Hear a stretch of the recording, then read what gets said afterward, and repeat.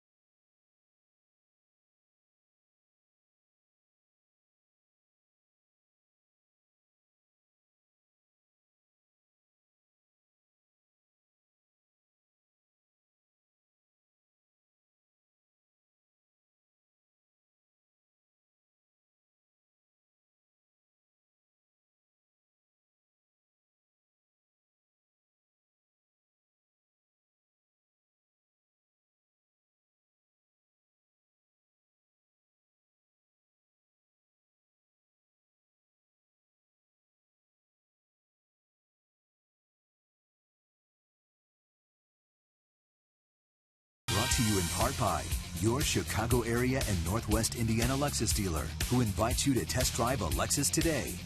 Blue Cross and Blue Shield of Illinois, through it all. Audi, truth in engineering. Xfinity, your home for the most live sports. And by Toyota. See where Toyota takes you. Test drive one at your Toyota dealer. Toyota, let's go places.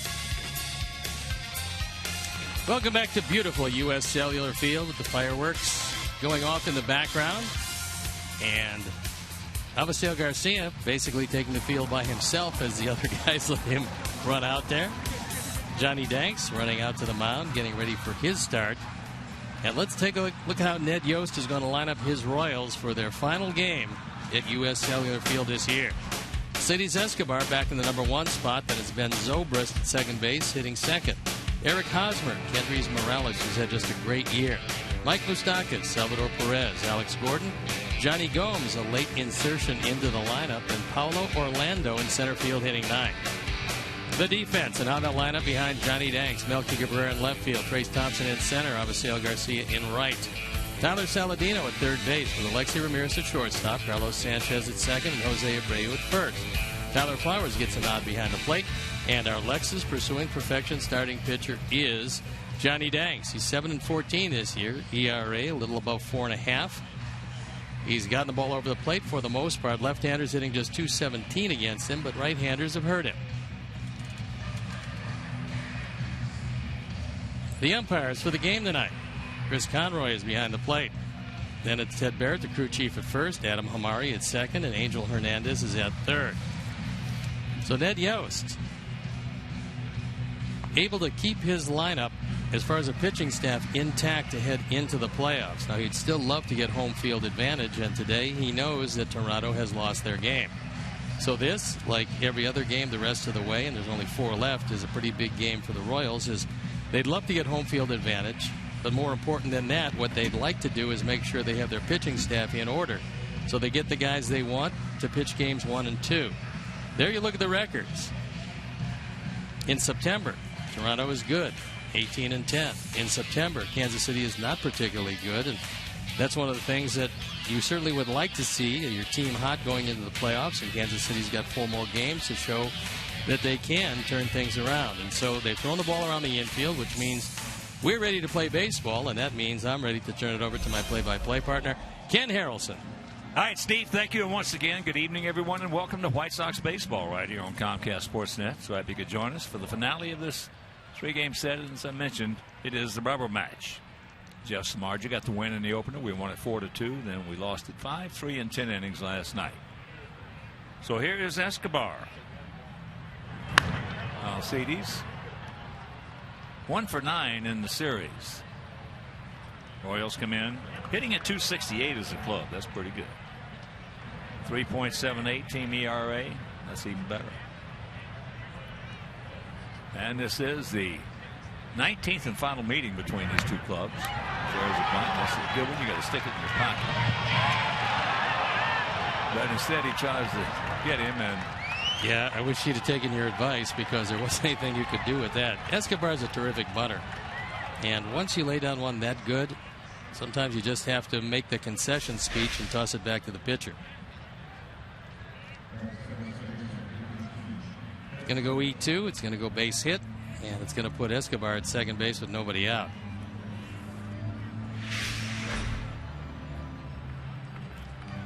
And they're pretty good at this.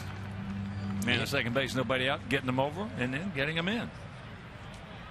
So here's Zobrist at .276, 13 homers, 54 knocked in. And he also 1 for 9 in this series.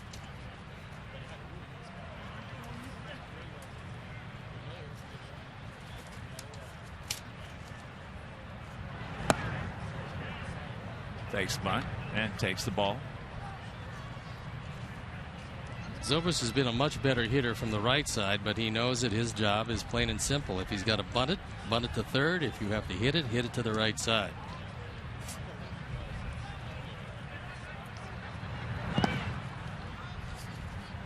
And he's got a 2-0 count.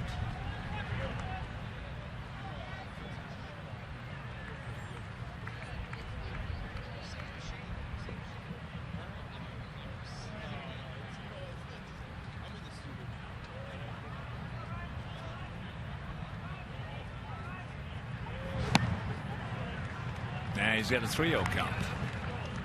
But I can get him, Johnny. Come on.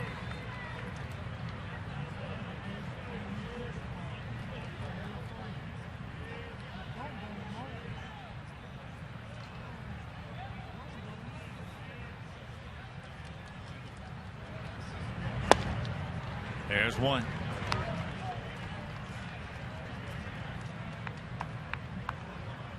And here at the ballpark, 330 down the left field line, 335 down the right field line, 375 in the gap, send 400 straightaway center. And the kick. So he's not going to get him over. He had a 2-0 and a 3-1, and he chose to go ahead and try to do something on the 3-1.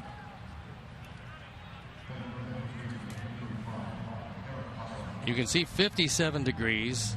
Winds very much a factor. They have been the entire series out of the north at 19 miles an hour.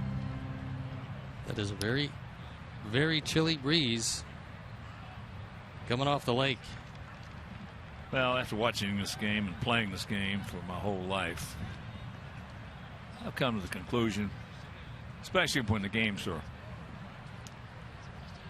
meaningful, even more so, but even when they're not, just play good solid fundamental baseball, and that is get a man on second base, the leadoff hitter in this instance, and you got the 2-hole hitter who should be able to handle the bat pretty good, or he wouldn't be hitting in the 2-hole anyway. Just bunt the ball and get him over. I couldn't agree with you more, and he tried twice, both pitches out of the zone, but having tried, if you're going to go 3-1 at 3-1, even though it is a hitter's count, your job is to get him over. So bunt the ball if that's what it takes. Bunt it. Just bunt it and get him over. And even if you don't get him over and you've bunted it, when you go back to that dugout, the team feels better. A heck of a lot better than they do right now with him flying out to left field. If he flies out to right field, that's a different story. Hosmer.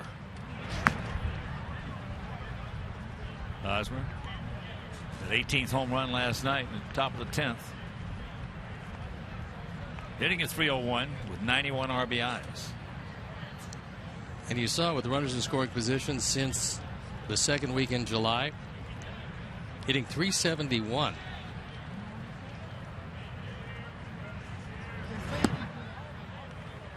And if you missed that game last night, top of the 10th. And he was 0 for 3 coming into that. David Robertson knows exactly where it's going. You can see by his expression that he didn't expect a high outside fastball to go into the bullpen in right field.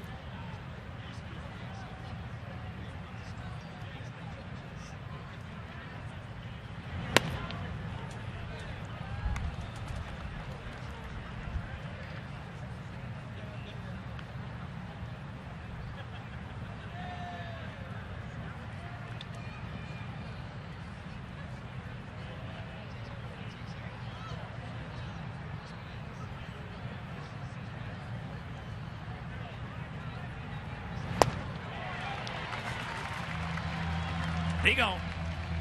2 down.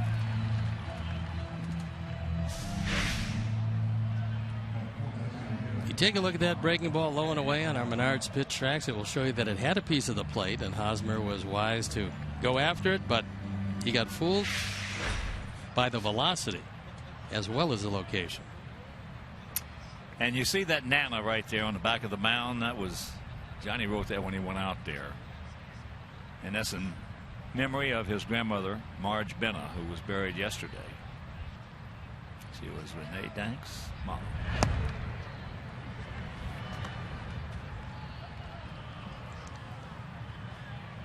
Oh, and 1 the count to Morales. 2 for 7 in the series, 6 for 32 lifetime off Danks.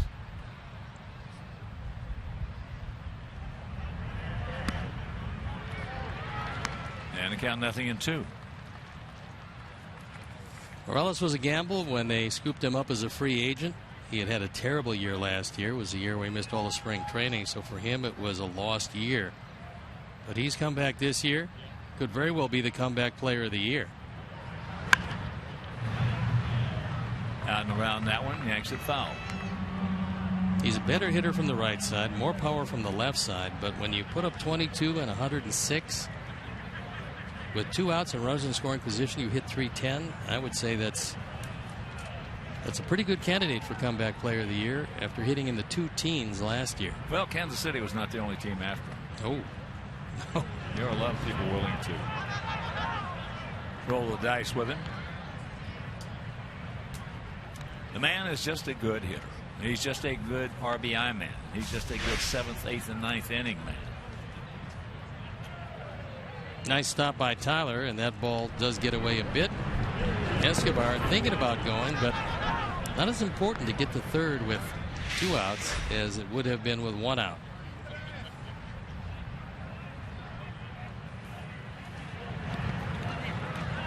And another one. So now the count evens at 2.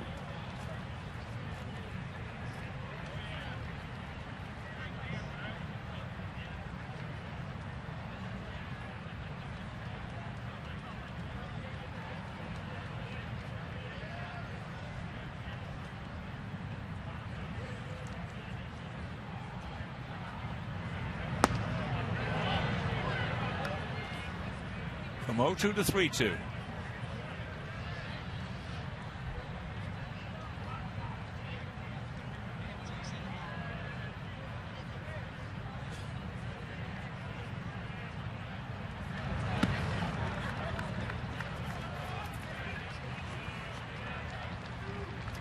Okay.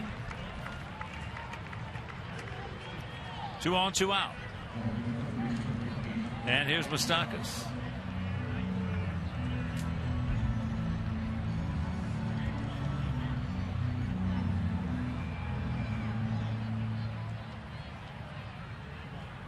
He had a big 2-run homer last night, that coming in the 6th inning.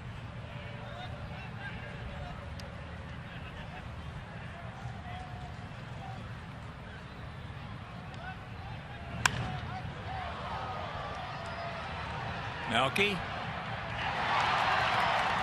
can't get there, but ground rules, so 1 run will score. Then it's 1-0 Royals.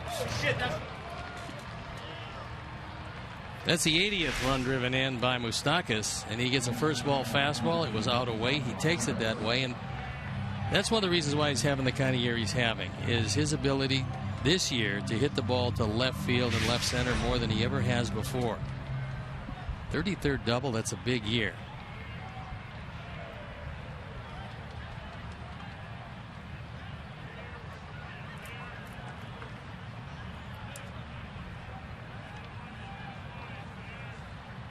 So 2 out, 2 on.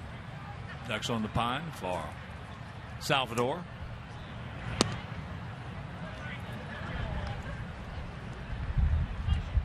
Salvador 4 for 28 with a couple of home runs against Johnny.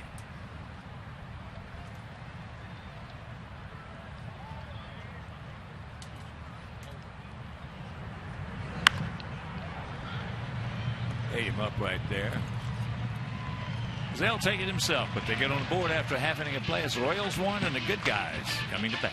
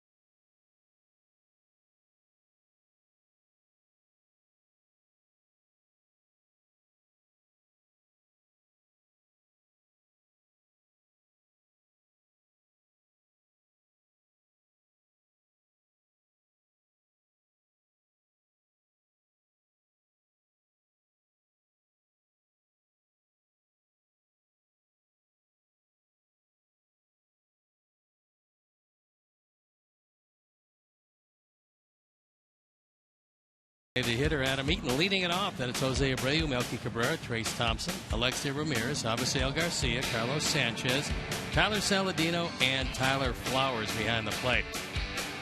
The defense, and out they'll line up behind Chris Medlin, Alex Gordon, Paulo Orlando, and Johnny Gomes in right field. Then it's Moustakas, Escobar, Zobrist, and Hosmer in the infield with Salvador Perez behind the plate. And our Lexus pursuing perfection starting pitcher is Chris Medlin. He's on for his 8th start, his 15th game. He's 5-2, his ERA .430. He's one of those guys that has to have pinpoint control to win. He's had 2 Tommy John surgeries, and the fastball is not overwhelming. When he's right, he's got a terrific curveball, and that becomes his out pitch. He can't get it over, then he's got to make a lot of adjustments as he takes off that sleeve he was wearing. Gives it to Hosmer, and he's ready to go. Well, last time we saw him, he could not get his curveball over. Nope. And that's a problem for him.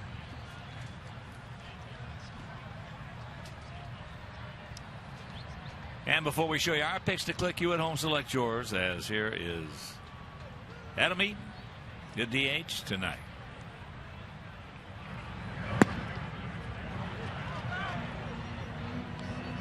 Medlin began this year on the disabled list. Made his debut July 20th.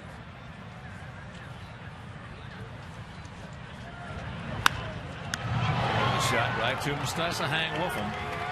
1 out.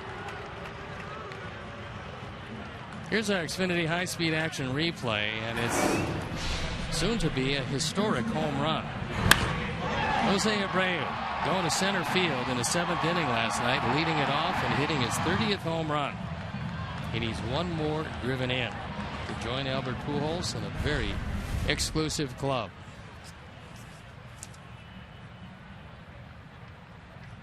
He's faced Medlin 4 times, has 1 hit. There's first pitch strike.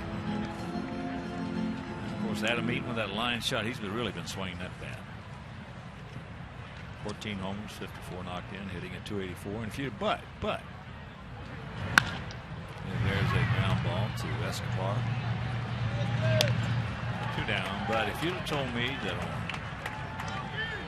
on October 1st, Adam Eaton would have been second on this team in home runs, I'd have said we're in trouble. And you would have been right, because that's what happened. Surprising that he's hit 14. Surprising also that a few people haven't hit more, because in this ballpark, in spring training, thinking ahead to what this year was going to be, you thought this team would be among the league leaders in hitting the ball out of the park. And right now, let's check out our picks to click tonight. Man, Joe, our director and crew, well, they went with Ivy. Steve's going with Carlos Sanchez and JJ Shearer, and all the great folks at Dipka's downtown and in Oak Brook. We're going to go with the man at the play right now, Melky.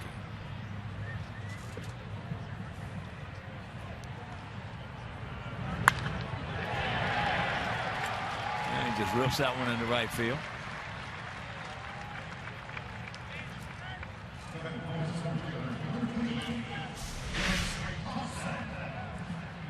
He got a curveball and he went down and got it. And if this is the way Medlin's curveball is going to be, one that is rolling as opposed to late breaking, then he's going to have some trouble. So Melky puts his arm around his former teammate Eric Hosmer. Well, Melky's the best curveball hitter on our club. Left-handed. Especially left-handed. He will stay with that pitch longer than anybody we have.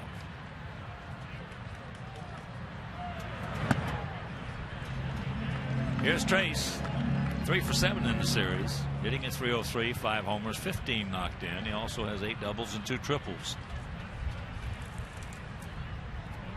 And some spectacular glove work in the outfield. Talking with a couple outfielders from other broadcast booths. Rick Manning from the Cleveland Indians, been there a while. Kenny Singleton with the Yankees, who's been there a while. They were both pretty good outfielders. Manning was a great outfielder in center field. They both thought that Trace Thompson was as graceful and athletic center fielder as they've seen. This play was just spectacular. This is as a left fielder. And the amount of ground he covered and the dive, and even Jeff Samardzija can't believe it. He was thinking about 2 bases and a few runs. 1 for sure and probably 2. But the thing is that Trace, he's got a chance to be something special.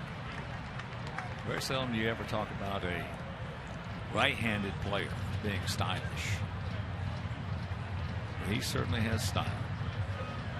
That's one thing Arnold Palmer always said about a guy who's got a lot of talent, who's not making it. And this is what I'm talking about in golf now. And he says he's got the talent, but he doesn't have any style.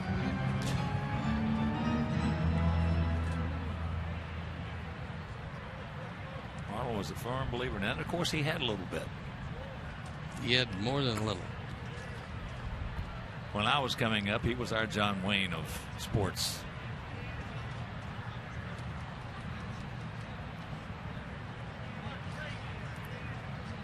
And never, ever, ever have I seen anybody that can approach him as far as signing autographs.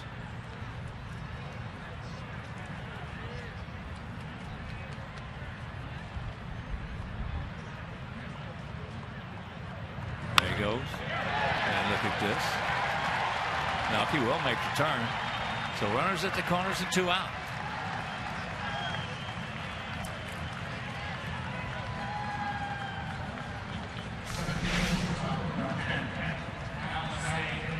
Good fastball down, and Trace not trying to pull it. Just takes it over the head of Zobrist into right field. Putting runners at the corners. And leaving it up to Alexei with 2 outs.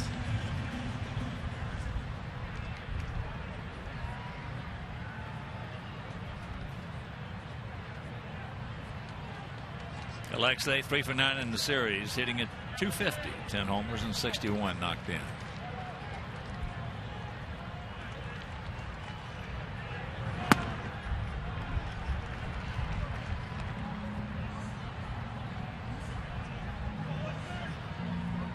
Nothing Royals, bottom of the first inning if you're just joining us.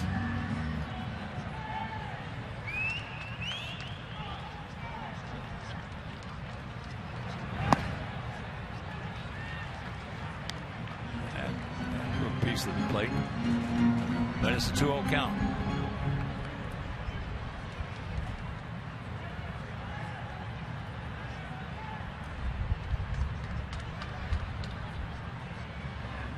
Trace, good lead.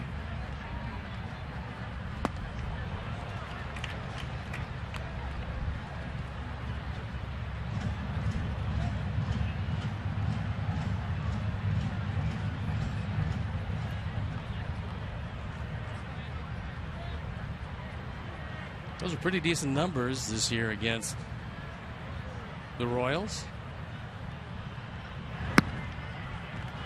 And the count 3-1. Royals don't have the greatest starting pitching around. They've got an outstanding bullpen.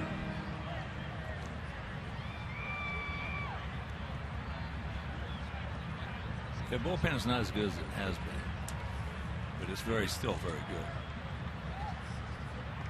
Greg Holland. Well, and Holland did, by going out, pushed up Wade Davis to the closer, but that took the automatic 7th inning guy. Herrera made him an 8th inning guy, and now the 7th inning. Hochevar's been good. He just wasn't and hasn't been as overwhelming as Herrera was in that role. So, you know, that's a problem. Well, it is. It's just not as good as it was with the. Just got a piece of it with the injury to Holland. And Holland, earlier in the year, we talked about it during the game. He was throwing nothing but changeups. No, he wasn't. He was just not near as good, and could very well be that he might have had some arm difficulties, but was trying to pitch through it. Something to do all season, to be a closer and pitch through any type of arm ailment. Well, I don't know Greg Holland, but I've talked to people about him, and just in what I have heard, it doesn't surprise me. There he goes. And another close pitch taken for ball 4, and that'll bring up Avi. It doesn't surprise me. He tried to gut it out. Some guys will, some guys won't. Some guys get a little ouchy, and boy, first thing they do is go on the deal. Well, the one thing that you notice if you look at the numbers of Holland through the last few years was he had to be entirely healthy because he always took the baseball. And when you looked at his stuff, the nose-to-toes curveball and that fastball that was in the mid-90s, he was very impressive. And the one thing that happened every time they had a lead was Holland came in and almost without exception nailed it down. Yeah, a couple of years ago, and prior to that, he was hitting triple digits. And he's a little bitty thing. Big arm. Herrera, little bitty thing. He hit triple digits. Still does. Jammed him, popped him up. And now Medlin wants to take it. I was get out of here. Meanwhile, we don't score, and it's 1-0 Kansas City.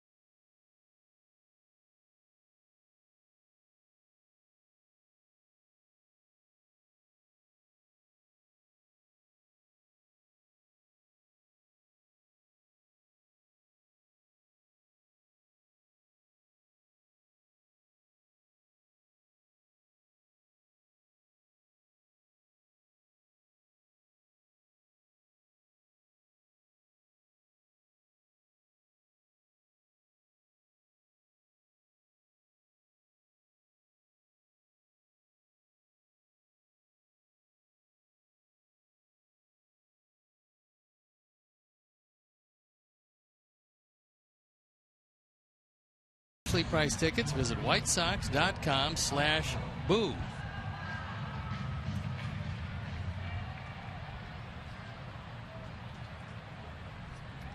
Gordon, Gomes, and Orlando here in the top of the second inning. Lorenzo Cain is not in the game. Fouled one off his knee last night. The knee is fine. They probably want to make sure that he is entirely healthy, as you would expect heading into the postseason.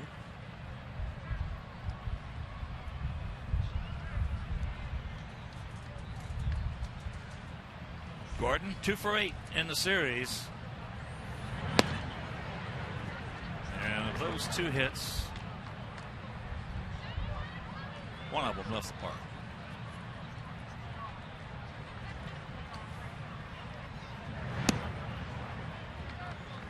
Last night, Lorenzo Cain, looking at what appeared to be a cutter inside, hit it right off his knee.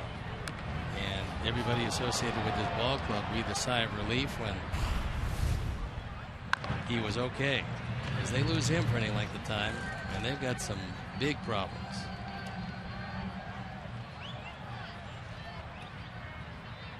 Well, the Yankees with Teixeira on a foul ball. Yeah. A few years back, Jermaine Dye, broken shin, fractured. 1 out.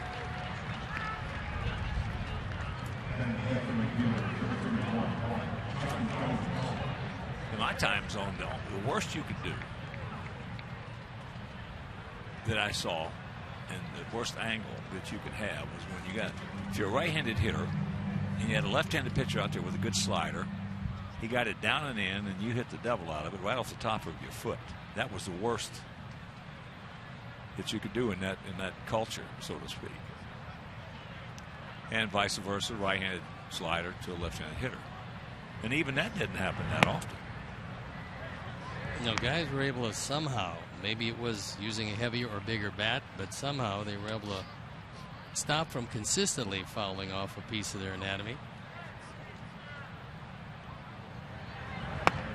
Gomes takes the strike. He's a grinder, this Johnny Gomes is. Seems to always find himself on a team headed for the playoffs. Always finds himself on a winner.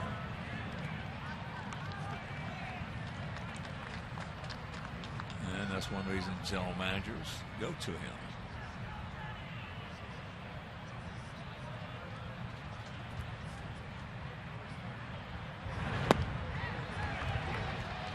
He gone. Strikeout number 2 for John.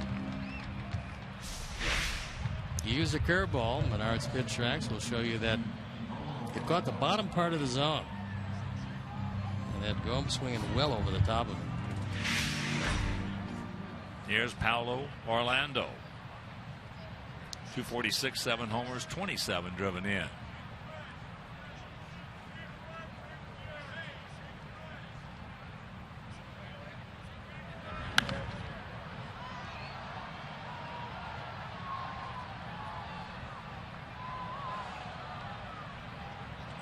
Big series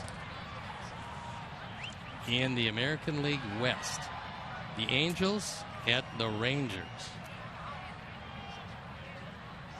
Angels, for the moment at least, have relinquished second place. Angels leading 1-0, bottom of the second inning. They're a half game behind Houston.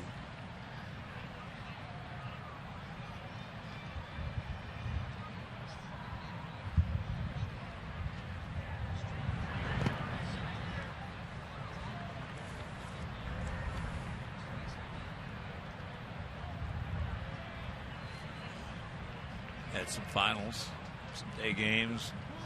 Dodgers beat the Giants 3-2 at AT&T. Cubs beat Cincinnati 5-3 at the Great American Ballpark. Orlando, who has played well against us. He's a former Sox farmhand.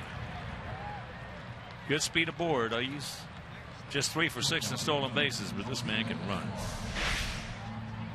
Just barely gets it over Lexi's head and keeps the inning alive.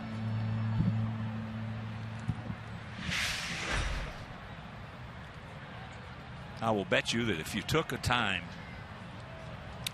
of course, they probably find this out. But if you took and timed each offensive inning that the Royals have had this year, they probably would have had more time offensively than any team, certainly in the American League, because they strike out fewer times. They keep more innings going. So it's just do the math. The longer you're at the bat, the more chance you got. That, and if you decide to take a walk every now and then, it helps also. And they do that. That's why, in my opinion, they spend more time offensively in their innings than any other team in this league.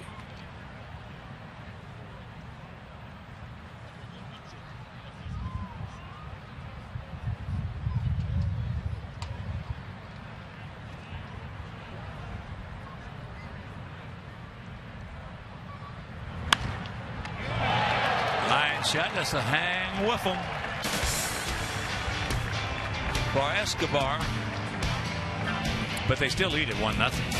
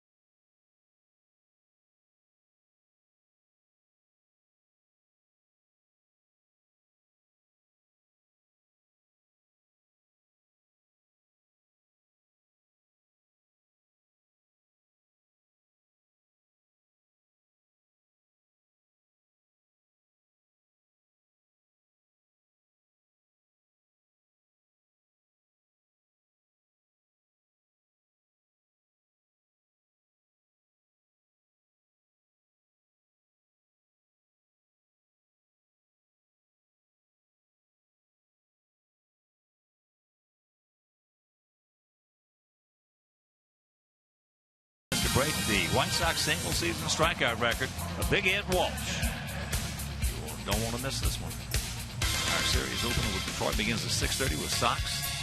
Pre-game live presented by Orland Park Toyota on CSN Plus. Needs 3 strikeouts to break the franchise record.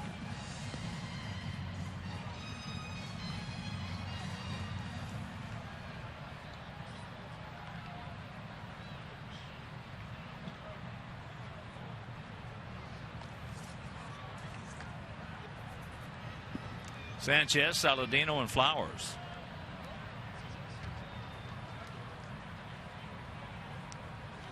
As once again we left the bases loaded in the bottom of the first. We have not had a bases loaded hit since September 16th. And we're here in October 1st. That's almost unbelievable. A long time to go without a couple of RBIs on one hit with the bases loaded.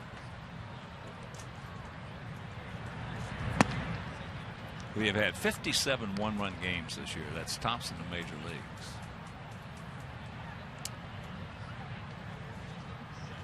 Well, that's a combination of very good pitching and some spotty offense.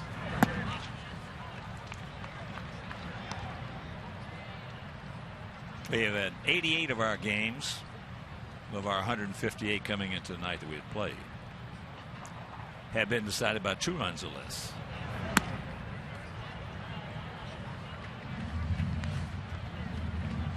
Will we lead the major leagues with 57 one-run decisions?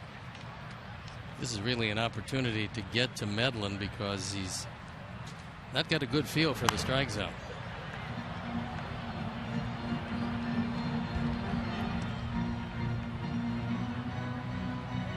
There's 2 things in baseball you're going to contend in your division that you have to do.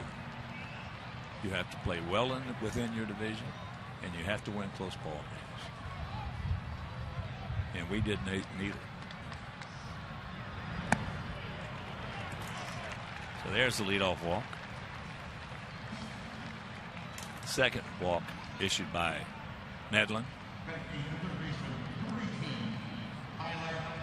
And here's Tyler.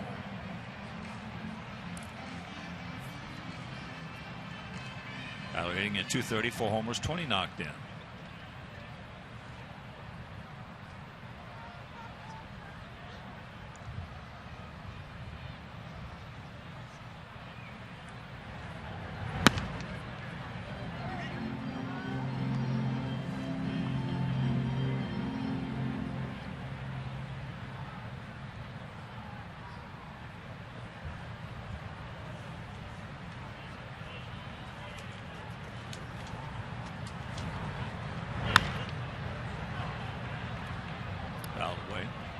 Kansas City on the other side of that page just reversed us within the Central Division.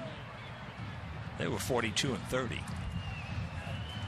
whereas we were 30-42. Kansas City 18-16 against the East, 20-12 against the West, and 13-7 in interleague play.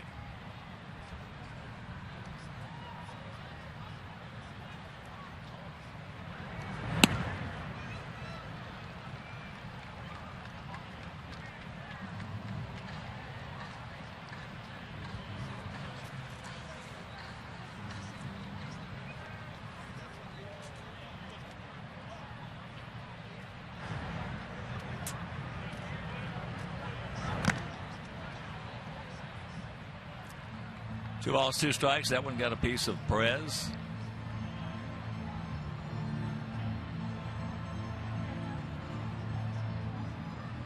He's a big man. He's going to take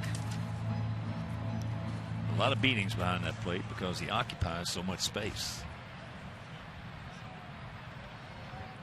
And Chris Conroy is going to give him some time. And from what we've seen about him, since he's been a rookie, he shakes it off very quickly. One thing he's had some problems with, and Any catcher will have those kind of problems, is concussion syndrome. You take enough off the mask and get hit in the right spot, and you're probably going to have that syndrome. Well, again, that goes with that ball hit high into left field. Alex Gordon. Who's going to get the most concussions, Mike LaValliere or Bruce Bochy? Well, that's not a fair thing because Bruce has one of the largest heads in the country. Well, it's big enough to float at Mardi Gras, I can tell you that. It is a very large cranium. There's just no doubt about it. He's going to have more concussions than Mike Spanky. He does take up a lot more ground than Spanky did. Here's Tyler. Another big man that all Sox fans know he's taking a beating, as did A.J. Pierzynski. Big catchers take a beating.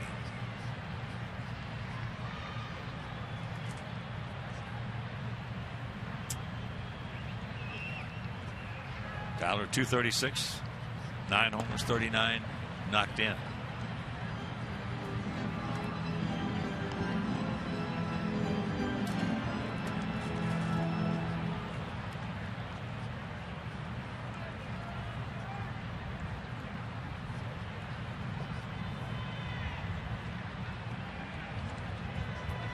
Tyler in the game last night, 4 for 4, 3 singles and an RBI double. Second time in his career he's had 4 hits.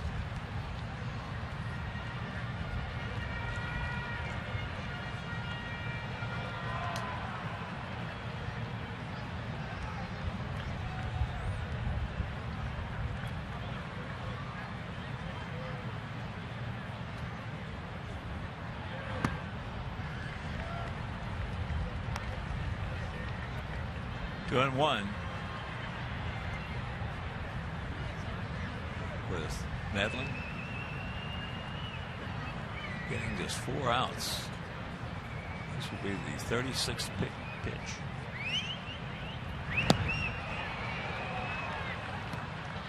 Two and two.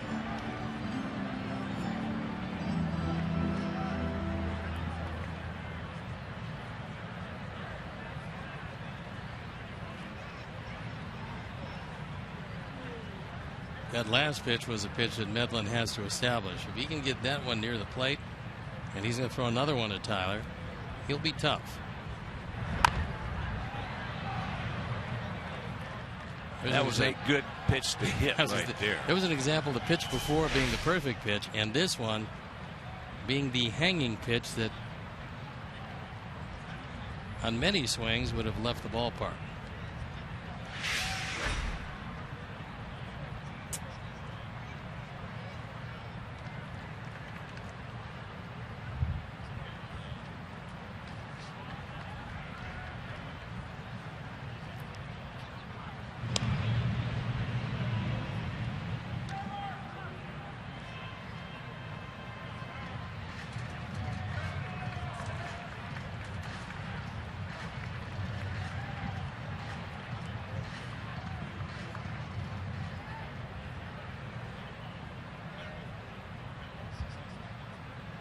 Kansas City will wrap up their season with the Twins in Minneapolis.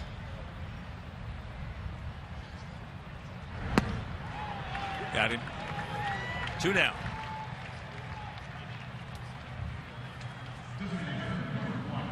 First strikeout as Medlin throws a fastball out of the zone inside and throws it by him. Kansas City was 9-7 versus Minnesota this year. 10-9 versus Cleveland. 10-9 versus Detroit. 11-7 coming into this one against us. And if they win this ball game tonight, which remains to be seen, they will be in a dead tie with Toronto. He got him at first. So picked off, and that'll retire the side. It is still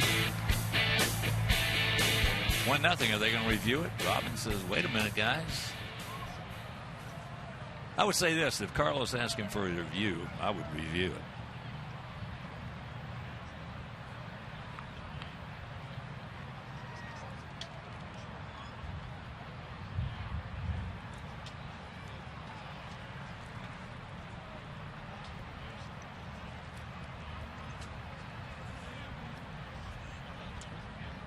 Yeah.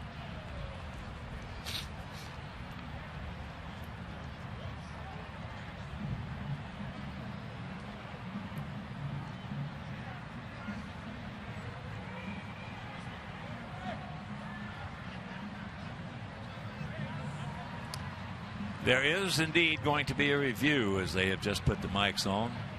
And again, if Carlos Sanchez wanted to review, I would certainly give it to him.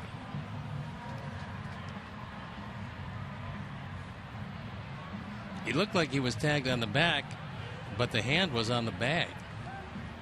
Unless he got him sooner than what we're seeing. Hard from that angle to tell, and once again, you need conclusive proof. He wasn't fooled. He wasn't leaning towards second base. Now, the ball does beat him. I think he got him. Right with the tip of the glove.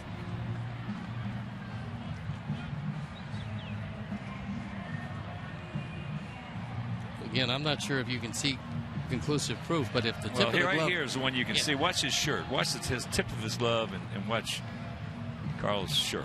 Right there. See the wrinkle. But we'll see how they see it in New York. Well, Medlin doing what he should do, which is warm up. You're not going to throw pitches in earnest, but it's a very chilly night. You want to stay loose, and they called him out. All right, so now it's still a 1-0 Kansas City lead.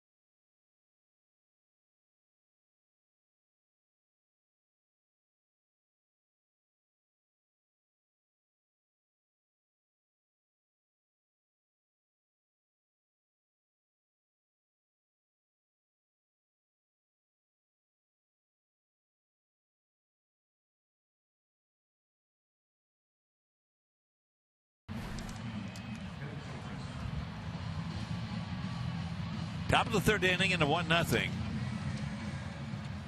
Kansas City lead. This game just moving right along.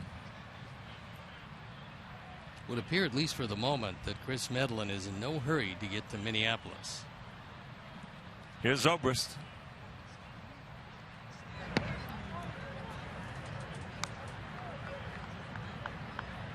But this game really of great import for these Royals. They want to have home field advantage. Well, even if that was decided, this would be a big game because you want to have it.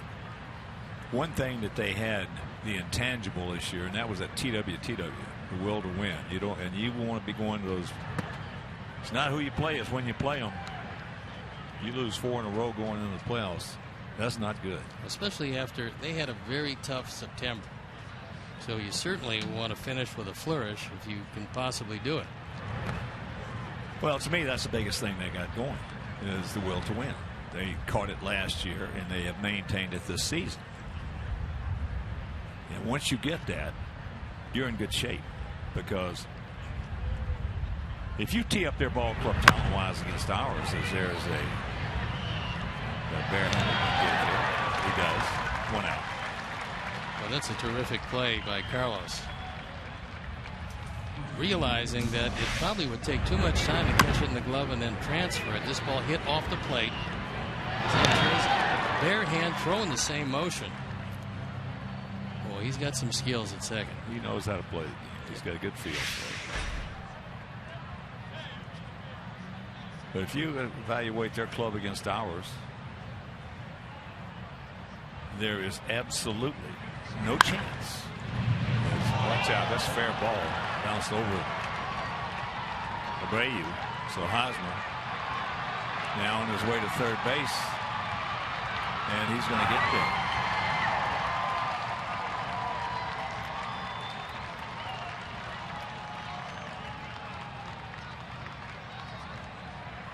That's the 5th triple of the year, and Melky decided to come in, and Melky was there to back up third base because Johnny Danks was over toward the bag thinking there was going to be a play at first. This ball looked like it might have hit the bag, but it took a very unusual hop. And then Avi had some problems in the corner with it by the time he got it back in. Hosmer with not great initial strides, but he's pretty fast when he gets going. Makes it into third.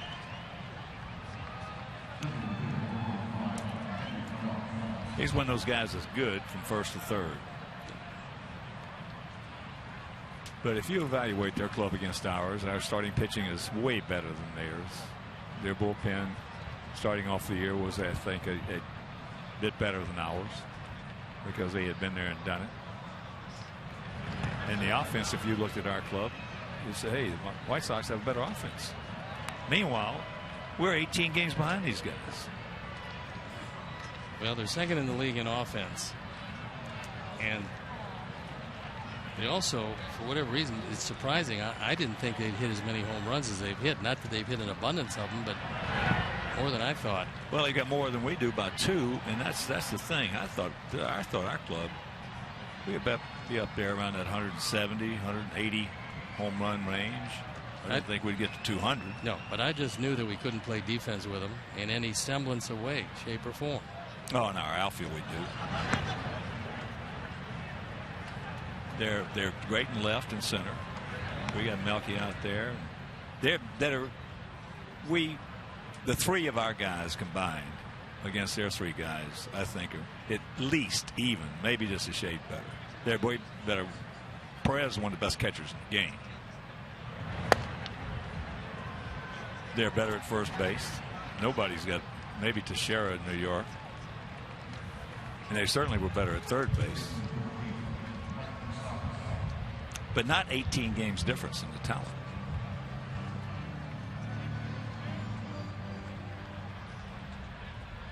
But it is what it is. They execute and we don't. Or didn't.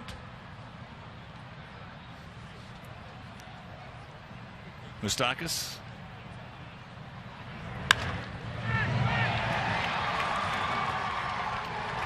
It's 2-0. That's true. 2 driven in by Moustakas, giving him 81 for the year. And he's got them both tonight.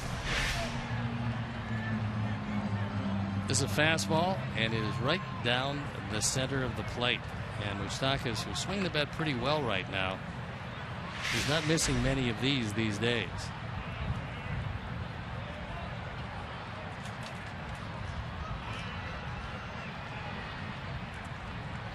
No, overall, they caught the ball. That's high into left field.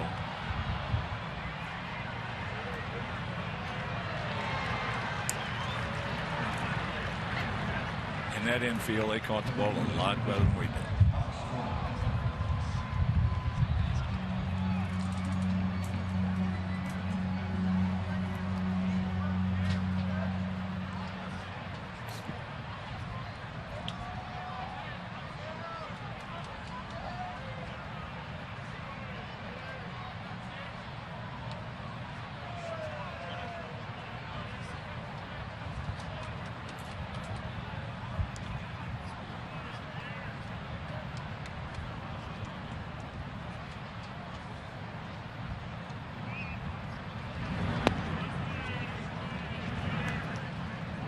There's a strike.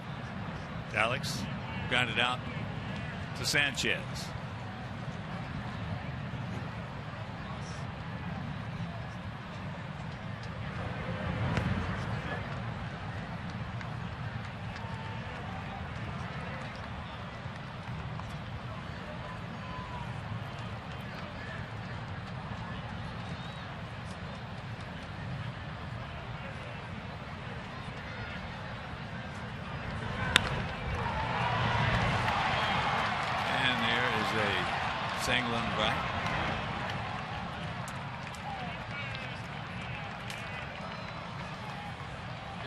Good part about that was that it was Morales at second base, and he certainly wasn't going to score.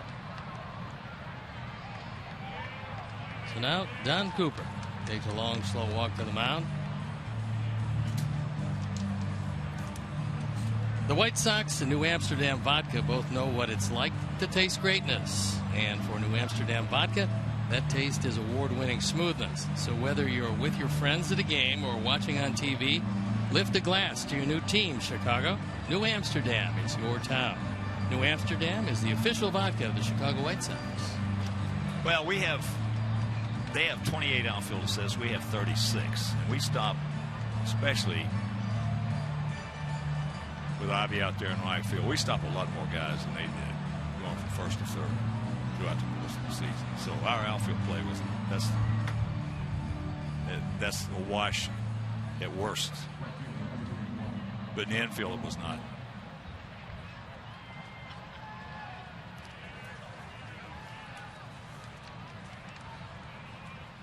Here's Gomes. He struck out on a curveball. 2 out, Sox packed. 1 in, they lead it 2-0. And there's Johnny Gomes doing what he does in crunch time. And here's the throw. 2 more across the plate. It's 4-0.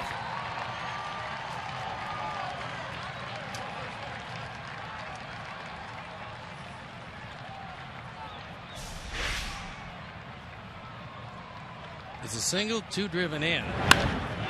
Decide to test him. And nobody at second but Adam Hamari. As Tyler went up, tried to end the inning, as Johnny Gomes decided to go to second base.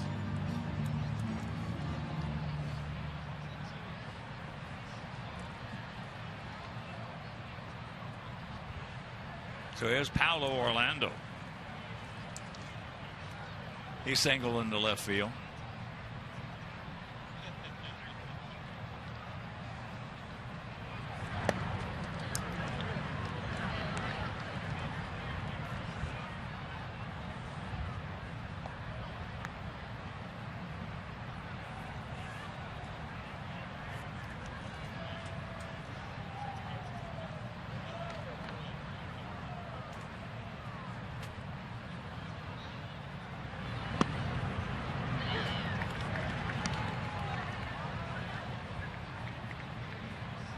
How long was Gordon out with that groin injury? I would think somewhere between 6 weeks and a couple of months. I was thinking a couple of months, yeah. I mean, that was a pretty serious injury.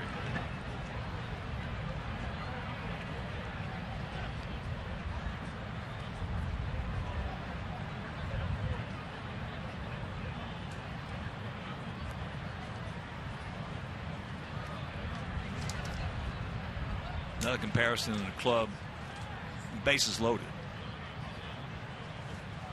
This year we're hitting .243 with the bases loaded. This year with bases loaded, Kansas City's hitting .305.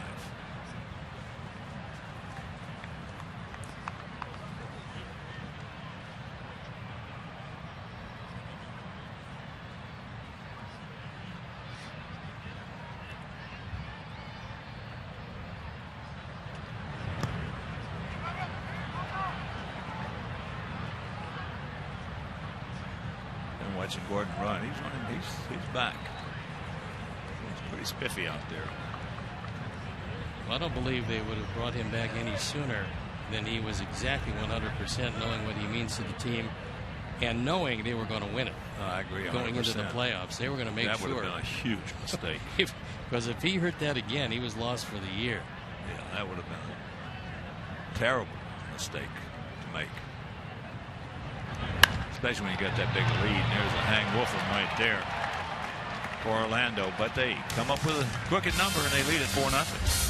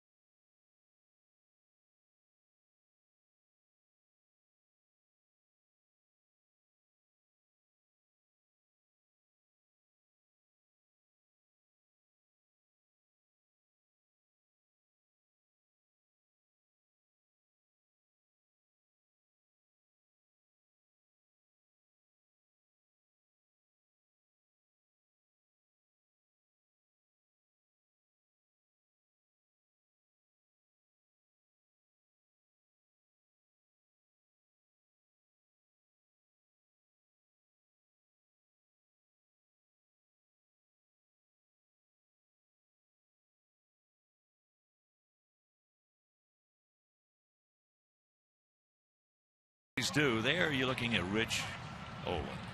He's a U.S. Army veteran, served in Europe in World War III, and he also won numerous medals, including 3 bronze battle stars. Rich Olin, thank you for your service, buddy.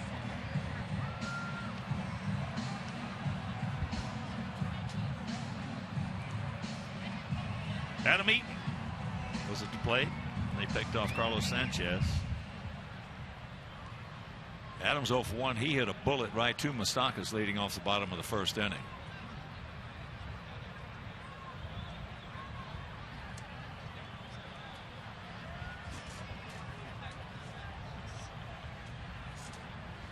Yeah, this Kansas City club last year caught fire and just not stopped. There's a big difference coming to the ballpark knowing you're probably going to win a game versus coming to the ballpark hoping you're going to win a game. As Moustakas at the cut of the grass at third. Outfield, well, they're around to the left, gap out there, big gap in right center. September hits. Mookie Betts and Shin-Soo Choo with 42. Adam Eaton 41. Xander Bogaerts 40. It was a great September for Adam Eaton.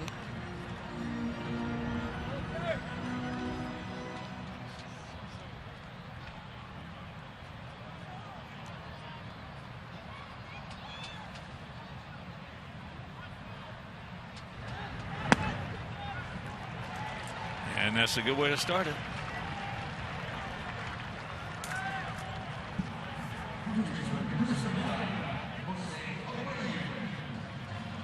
That's the third walk from Medlin in 2+ innings and his second leadoff walk.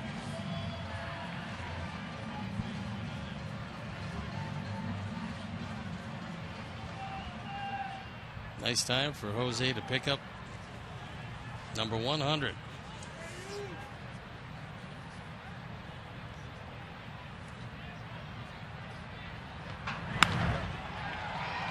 Soft fly ball, get down. It will. That is a Kansas City special right there.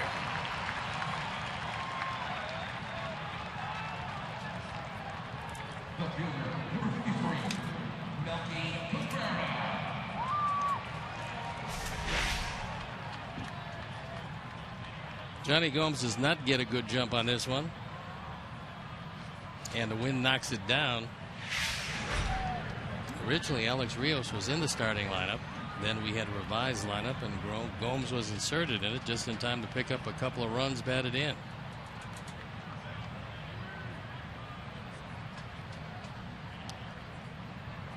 Melky singles sharply into right field. Takes ball one.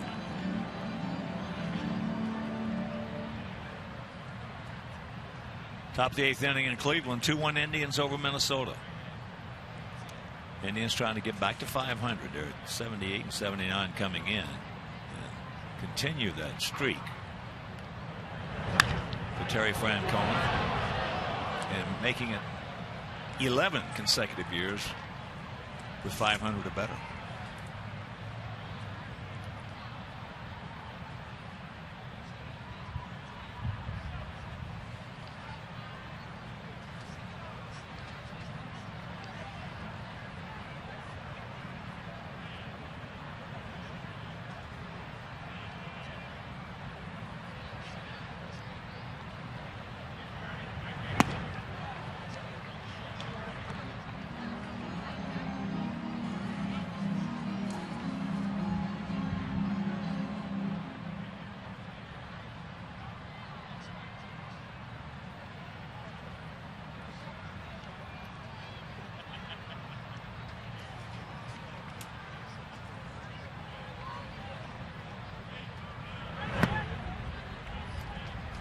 That evens the count at 2.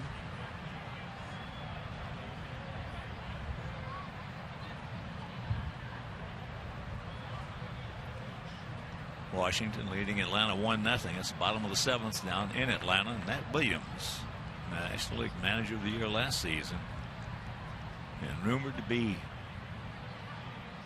relieved of his duties this year. There's another club coming out of spring training with everybody thought was going to blow everybody away in that division.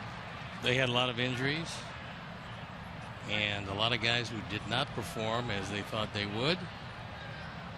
And then the Mets just came on and made a shambles of that race.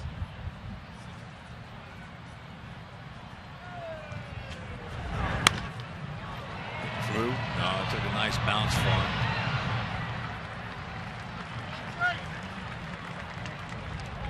So that's out number 1. Eaton into third. Now Washington coming into the day 9 games back of the Metropolitans and eliminated.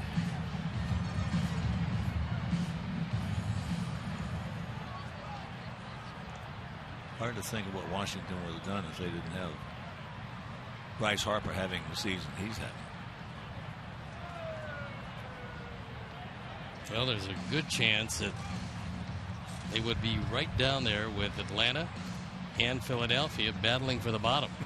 That's right. Because that's an all-world year for Bryce Harper. 331. You got 41 home runs. Well, I'll tell you exactly what he's doing. 331.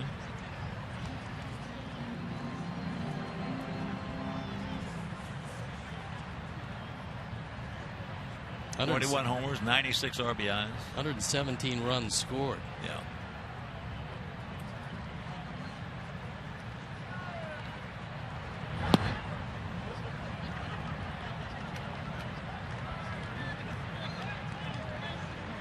How about Nolan Arenado in the year he's having? And you know what?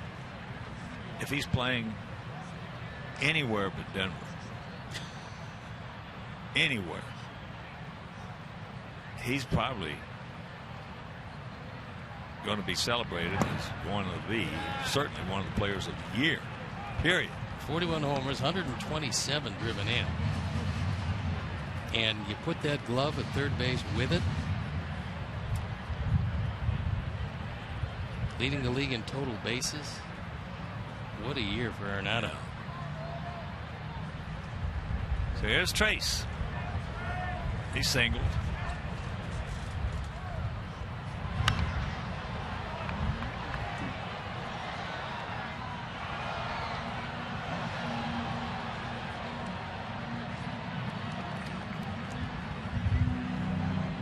3-1 to count.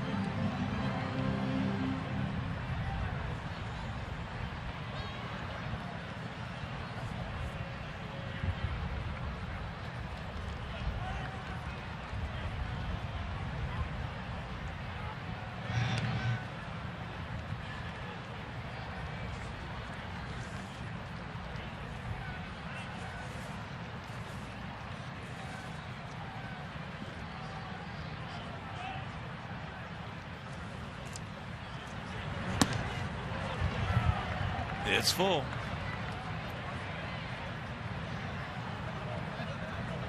You got it on 3-0. And fouled it back.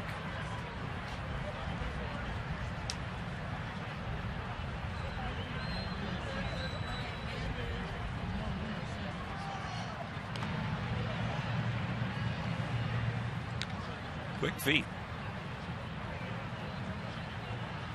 Chris Medley.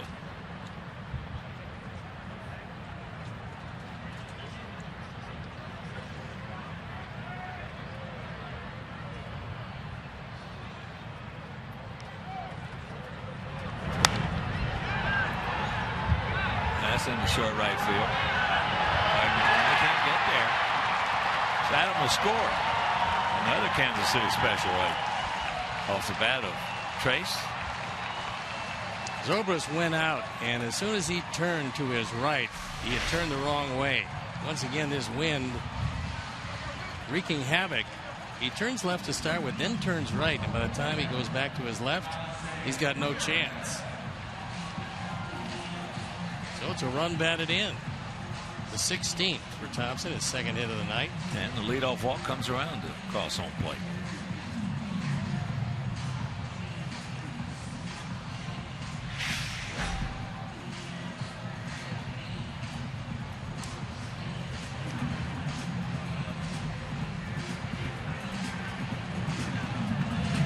All series long. Very similar win.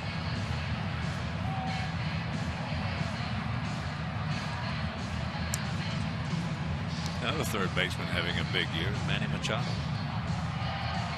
33 home runs he has. Normally he's a doubles machine. And Hall of Famer Jim Palmer, 8-time 20-game winner, 3-time Cy Young Award winner. Said he's the best third baseman he's ever seen. Doesn't make the right decisions all the time, but no. Here's Alexei. You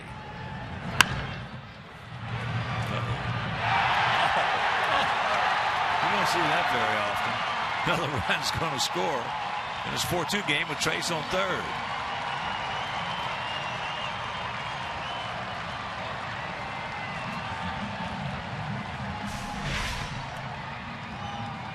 This is 2 and out of the inning. Instead, it's 1 out as he tries to flip it before he caught it. And the inning rolls on. Runners hit the corners. And here's Javi. He popped up to Hosmer about halfway down the first baseline.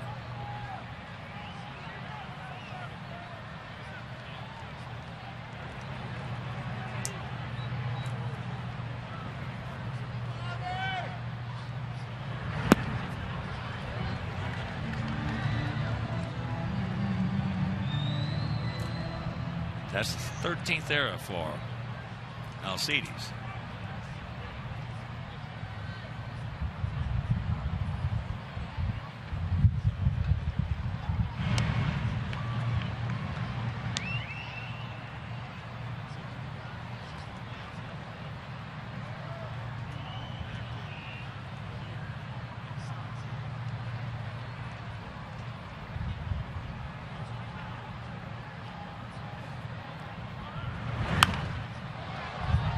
Count evens at 1.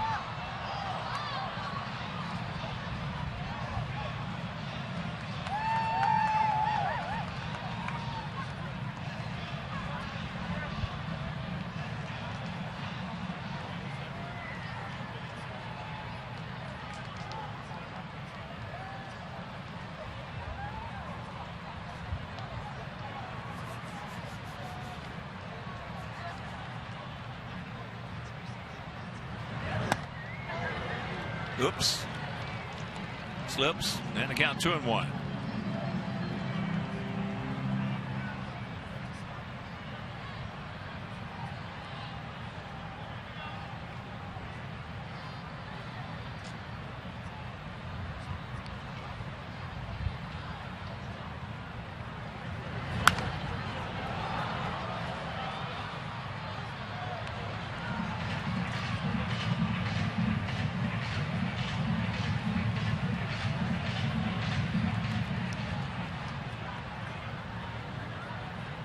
Been scuffling a little bit.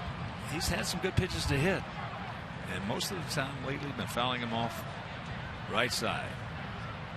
He swings at a lot of pitches inside off the plate, and that's where by and large they've been going to get him.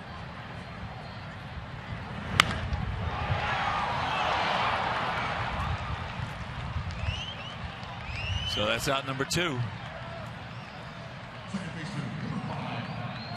This one is inside, but it's on the plate, and Avi hits it pretty well, but Escobar right there.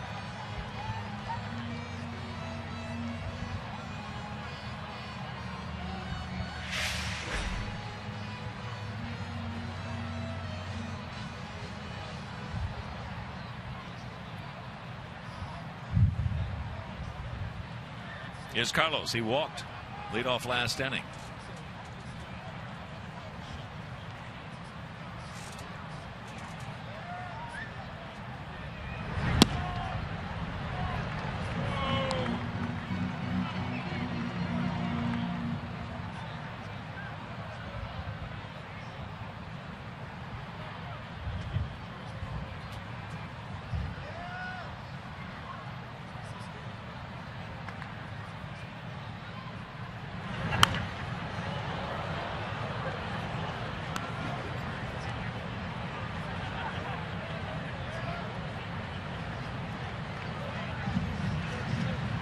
A lot of pitches in 3 innings, 63 of them. Well, anytime you play an hour and 10 minutes and get 2 2/3 innings in, probably somebody's throwing a lot of pitches. Well, I think that was the meeting at the mound by the infield telling Medlin to slow it down. They believe that he's working too quickly. There he goes. He gone easy. But we put 2 on the board and we trail it 4-2.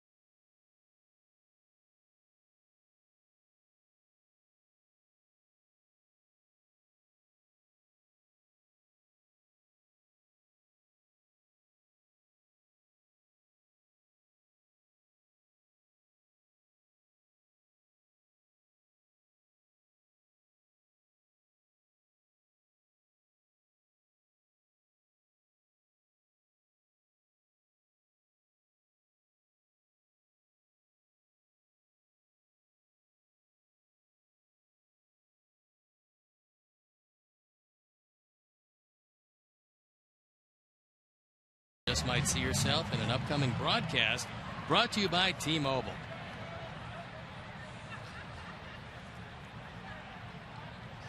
There's a young Blackhawk fan and apparently a huge fan of southpaw. And here's Escobar leading off the top of the 4th inning. He's 1 for 2, had a beautiful bunt single, then reached going in the second on a throwing error by Flowers. Then he lined very hard to Abreu at first.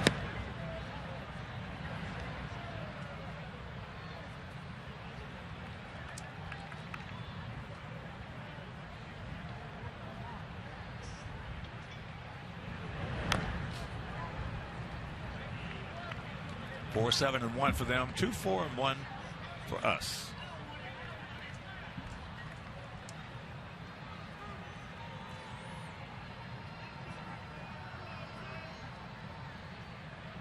Angels still leading Texas 1-0. Bottom of the 5th inning down at Arlington.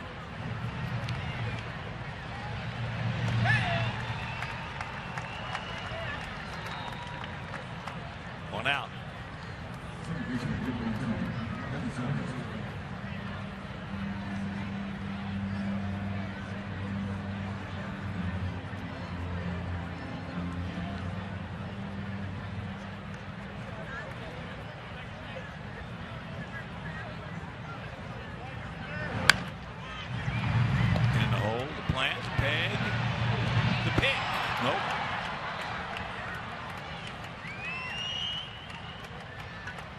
Tough hop right there.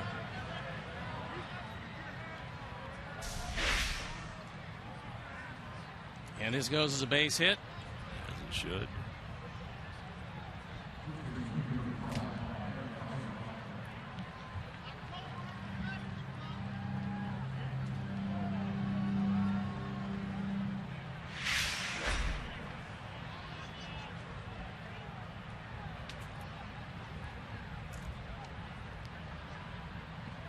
Here's Hosmer, a strikeout. And he tripled in the 3rd inning. Ball took a bad hop down into the right field corner.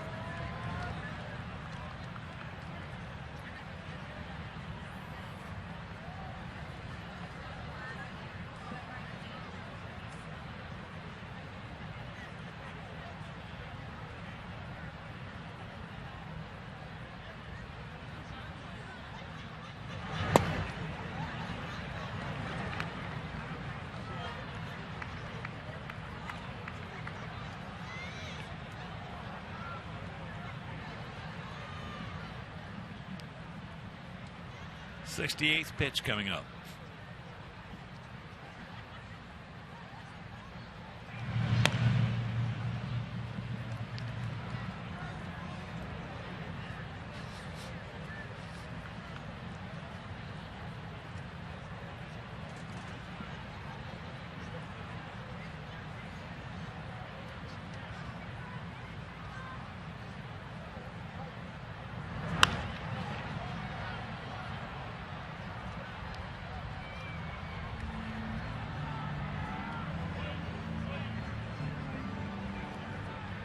Hosmer just 25 years old.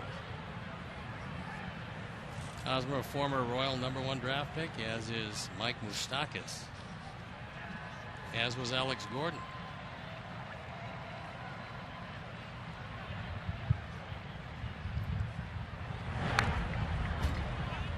That's got a piece of it.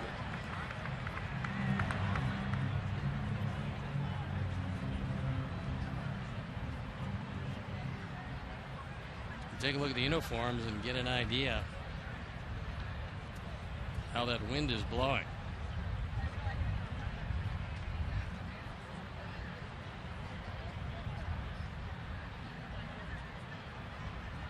Making it real tough. Pop-ups in the infield and fly balls in the outfield.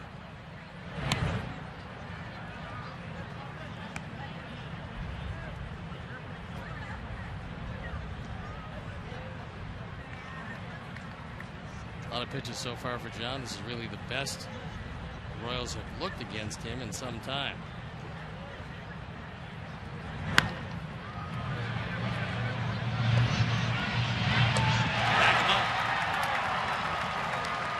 And that'll retire the side. To the bottom of the 4th, trailing by 2.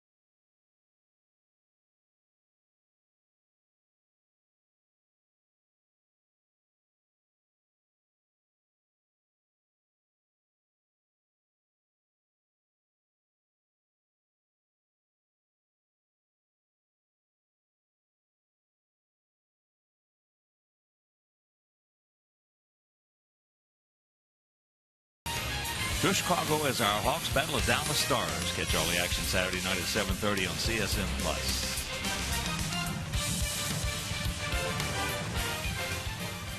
It's our half of the fourth. It'll be Sanchez, Saladino, Flowers, the lower third of our order as we trail it 4-2.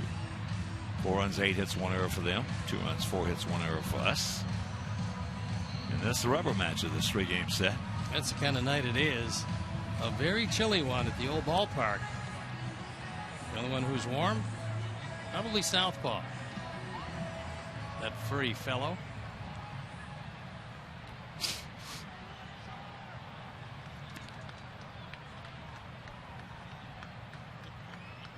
There's Carlos. He walked, leading off the second inning.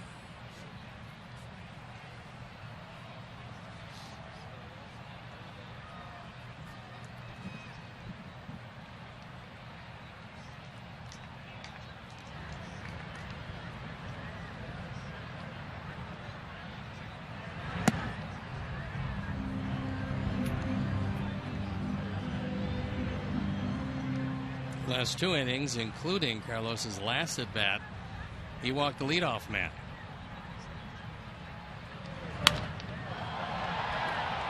Ball hit well in center field. They got a man. Not as good as Lorenzo Cain, but they got a man who can go get him, and that Paulo Orlando.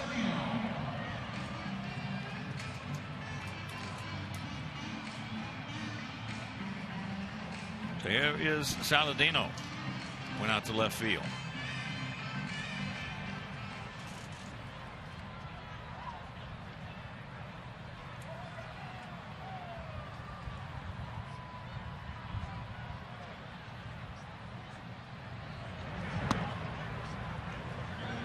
Takes high ball 1.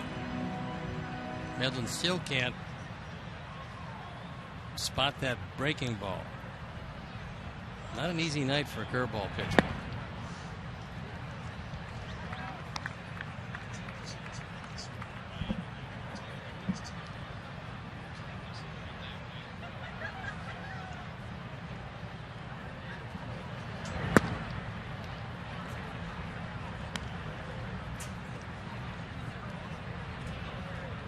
Two and one, and he's out there with no long sleeves on.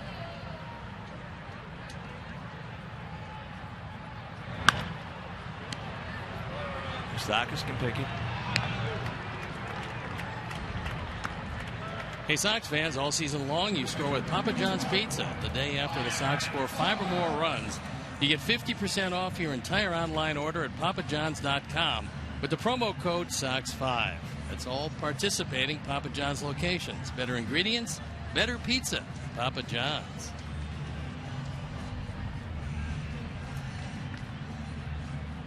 Nice. Here's Tyler. A couple of bumblebees at the ballpark. Curveball. Couldn't get it. Yeah, I played for a manager that on a night like tonight, you couldn't pitch for him unless you had long sleeves on. All you needed was some of that capsulin. You didn't need any sleeves, but I'm not sure that it's around anymore. No.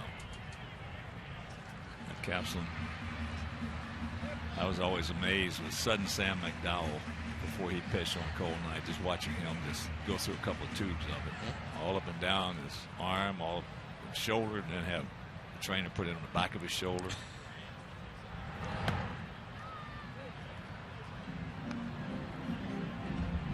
Yeah, it was one of the type of analgesic bombs, I guess you would call it, that was probably stronger than anything that's been on the market in quite some time. I think it probably took off enough skin where they decided maybe to go to another one. Well, Koufax used it all the time. Yeah. Even when it really wasn't that cold. Different mindset back in those days. It's chop foul. That's because you had to get your arm ready to throw 300+ innings. And I've had pitchers tell me, well, Drysdale pitched, John Drysdale, Hall of Famer, right-hander for the Dodgers. Pitched a whole year with a broken hand, broken spring training.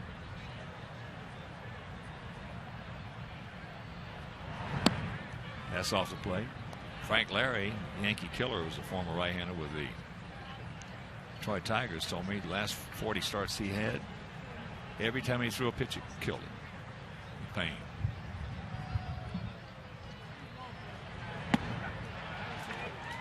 That's a 1-2-3 inning. First 1-2-3 inning of this ball game, and we still trail 4-2.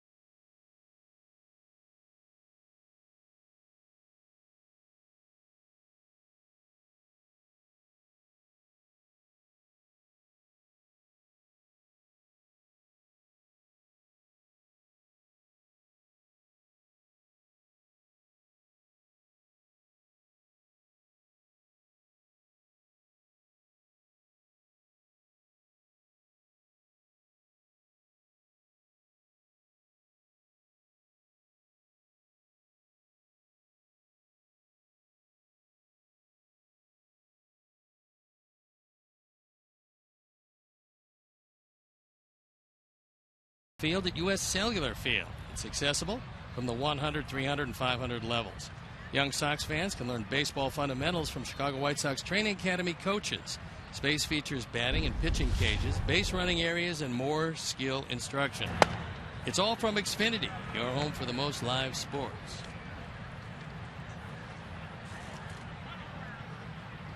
Kendrys Morales has been on the plate twice, walked twice, and scored once. And he's got a 2-0 count.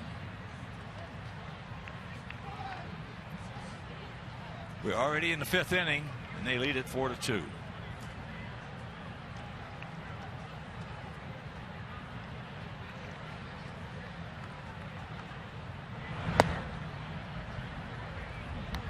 Three and 0.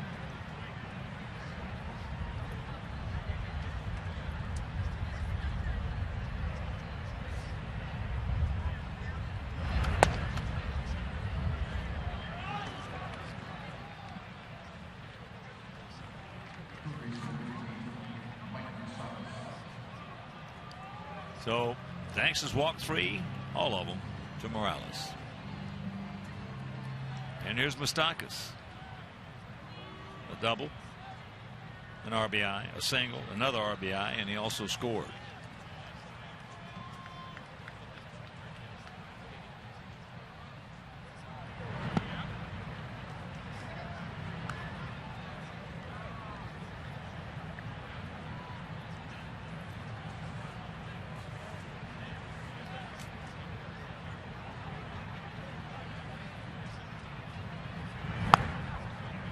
Whatever it was that he found in the postseason, and a lot of guys have hot postseason runs and are able to carry it over. Moustakas is a completely different hitter this year. I mean, on the big stage, the biggest stage, he excelled. Hit the ball out of the ballpark. Came back this year. Ned Yost put him in the 2 spot where he thrived, and now he's hitting him in the middle of the order. And he's just found it. He had it in the minor leagues, couldn't find it in the major leagues. Now he's got it. I don't think he's going to lose it anytime soon. Well, he's 28 now. We talked about it last year. We talked about it the year before and the year before that. He was in that zone, that era, 25, 26, 27, 28. Usually from 26 to 28.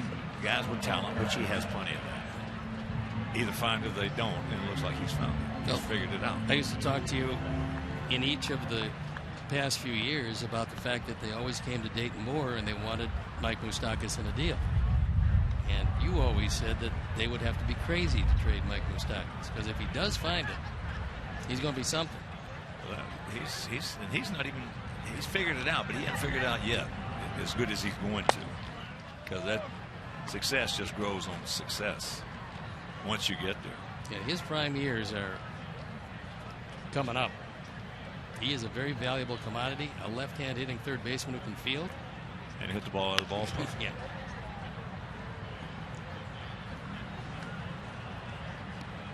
And Hosmer is just a sleeping giant.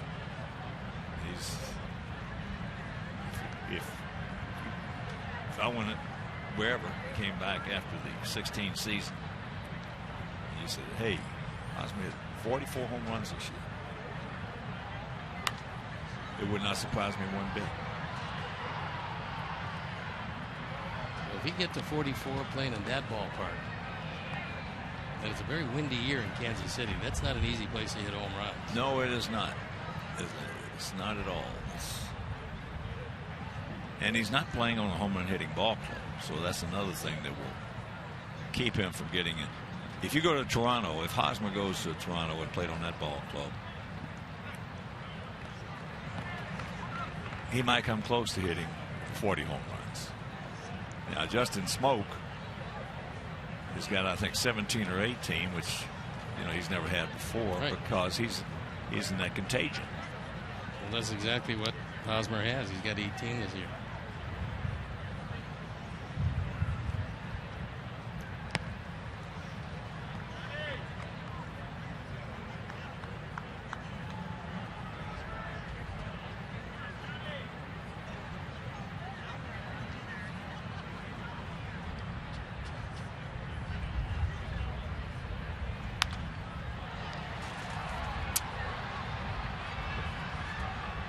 One of these days they're going to figure it out. Not in the next 10, 20 years probably, but one of these days they're going to figure it out. And just how important it is on the club that you play. That is absolute paramount. And the parks you play in.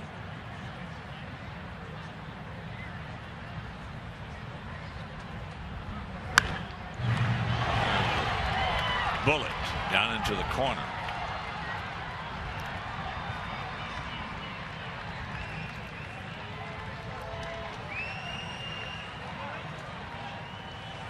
This is 25th double.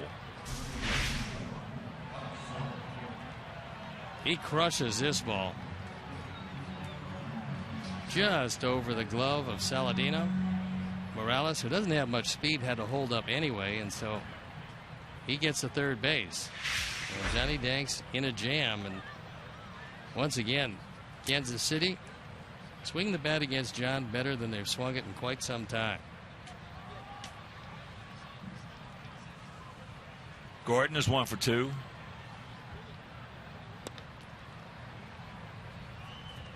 Yeah, it's that old story at trade. If you put Joe DiMaggio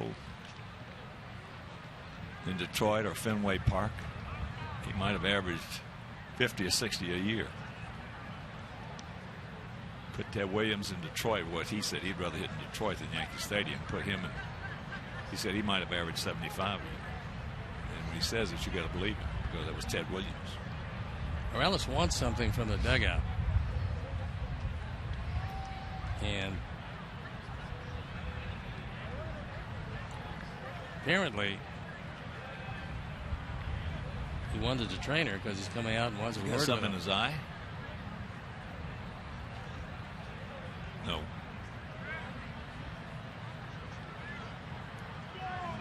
Now Ned Yost is going to come out. He wants to find out just exactly what's plaguing Kendrys, and apparently he seems to have a leg problem or a foot problem. Foot problem, yeah.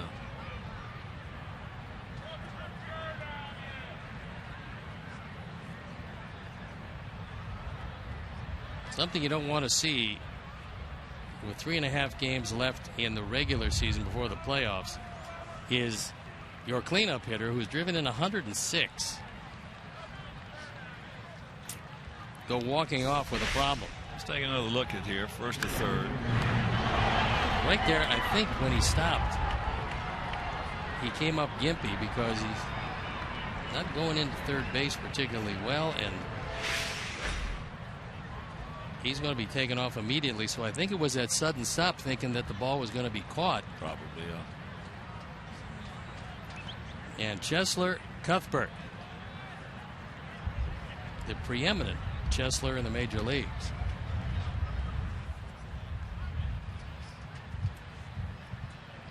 So the infield in, 1 out, Ducks on the pine.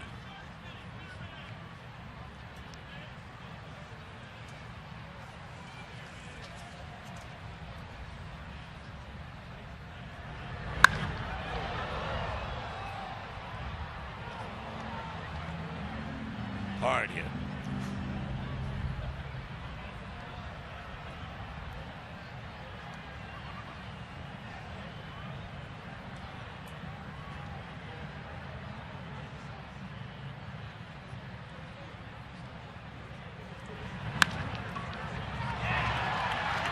And this by the drawn in infield.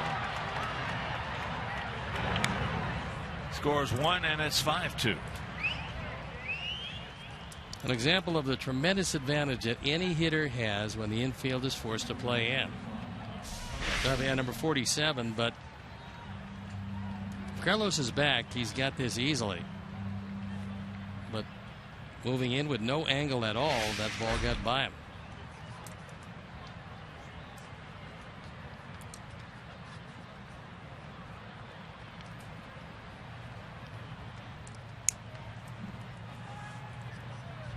Here's Johnny Gomes, had a big 2-run single in the third. That was a 2-out bases loaded single.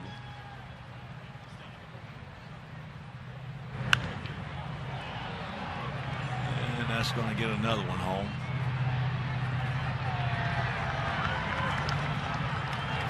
Saw what he did right there. Didn't try to do too much. Didn't try to hit it out of the ballpark. Didn't turn the head of the bat over. Just gets the fly ball, gets the money in. That's one of the reasons why lots of people will trade for Johnny Gomes if they know they're going to the playoffs. Just because of an at-bat like this. He knows fly ball gets a run home. He took a rolling curveball and got the job done. Didn't turn the head of the bat over. He's a veteran run producer. That's why a lot of guys, including a lot of our guys, just don't understand when you go to the plate with man on third that you got to get in. It's a different mindset. It's a different approach. And most guys will treat it just like it's a normal at bat. And you don't treat it like that. At 6 runs, ties the career high Kansas City has ever scored against Johnny Dags. It's the most they've scored this year. And the most they've scored in his career is he's 10-2 against his club lifetime. Coming in is Jake loosening up. That's trouble.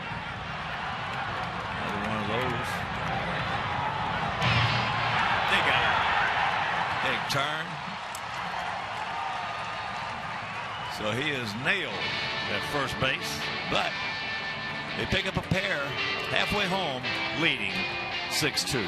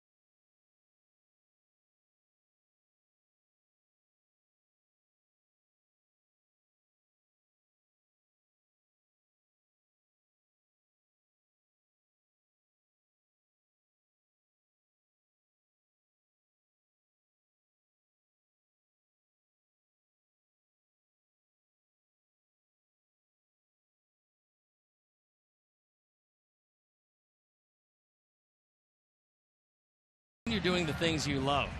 Visit Athletico.com and start defining your pain-free inner athlete today. Athletico, the official physical therapy provider of the Chicago White Sox. Athletico, better for every body.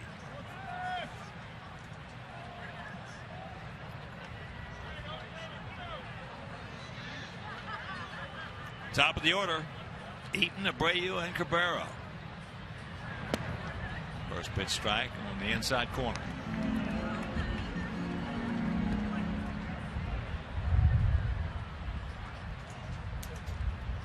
I wish we could say it was the umpiring, but it has not been. It's been a good umpired series. Adam Hamari, first game, and then Angel Hernandez had a good game. Very good game last night. Chris Conway having a good game this evening.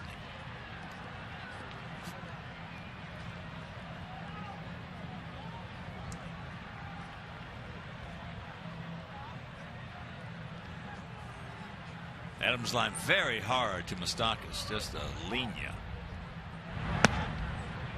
Leading off the bottom of the first, and he walked and scored in the third.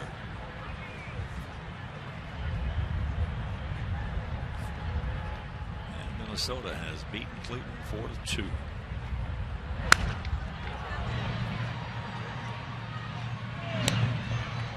Minnesota, that's a big win, a big comeback win, because they're still in the middle of this wild card race.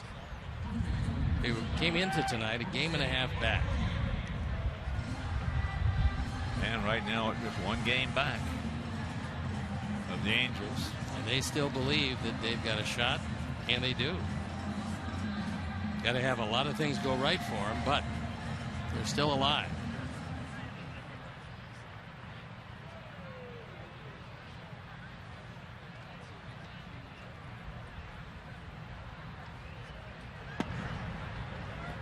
First pitch strike. Abreu's grounded to short and singled.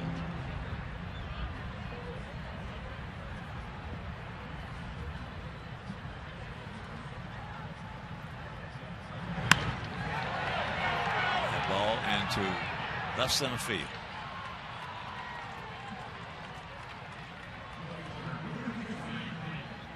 Two down.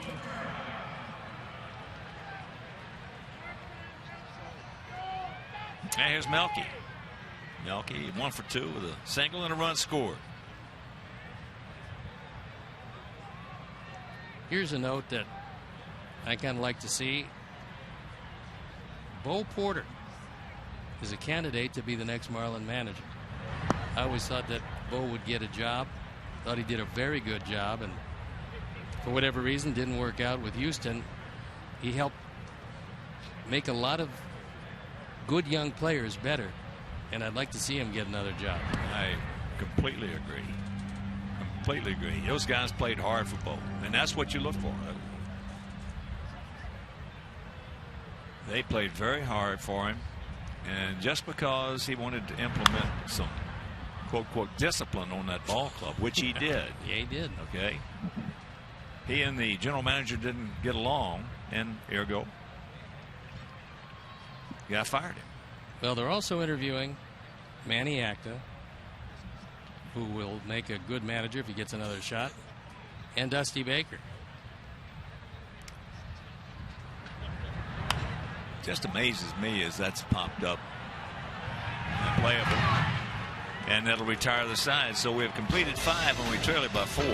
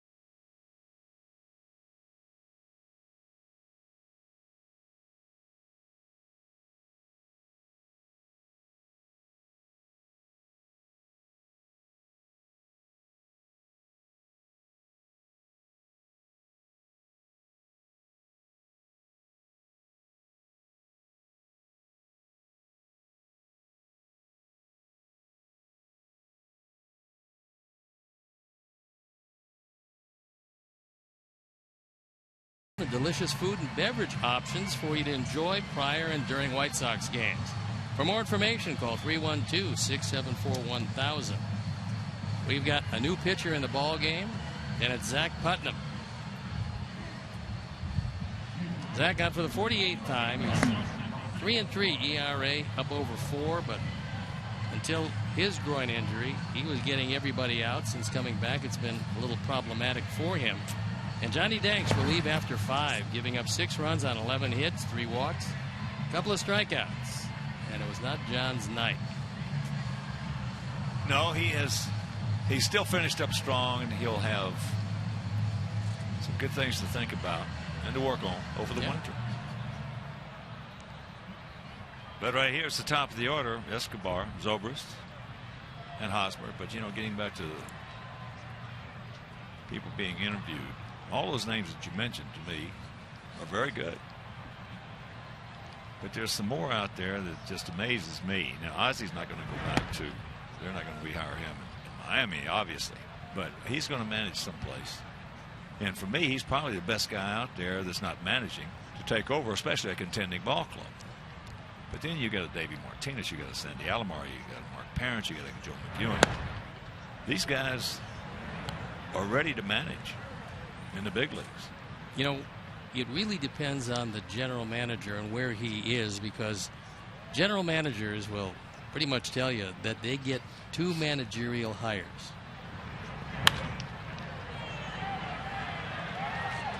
That's a single back through the middle. And after the second one, they usually have some problems.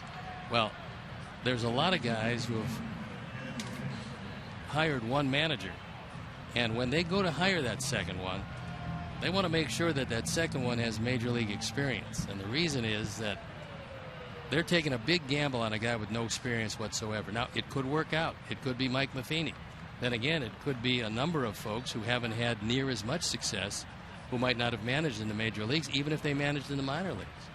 On the other side of the coin, you get a Jeff Bannister, who's done a great job, and this is his first managerial job in Texas. It's all according to the individual, and circumstances dictate that. And the circumstances being, if I owned a ball club and I were going to hire a manager, it would be somebody I thought that could bring some discipline to a ball club. And it's getting tougher and tougher for, I'm not going to get into it because it's not PC, so to speak. But it's getting tougher and tougher to hire the right guy. Oh, I think that's absolutely the case. Yes, if it were me right now, the first guy I'd go after would be Ozzy. If I own, not the Marlins, of course, but because he's won a world championship. And he was instrumental in that club winning down the stretch when Cleveland was playing such magnificent baseball. And we had blown a 15.5 game lead down to 1.5. And then Ozzy took over. And he became the leader of that ball club the rest of the way.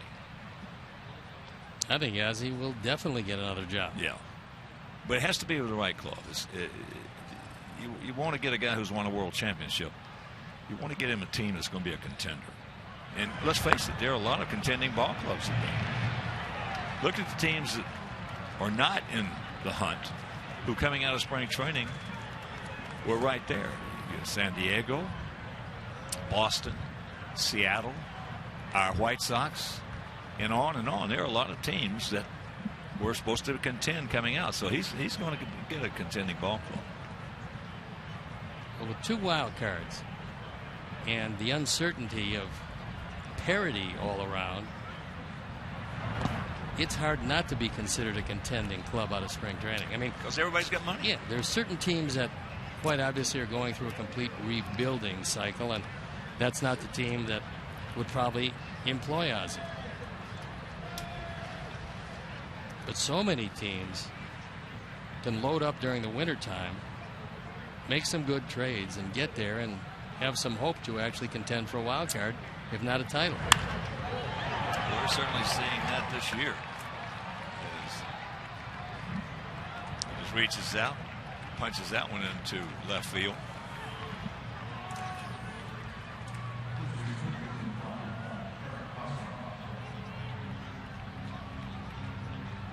Here's Hosmer.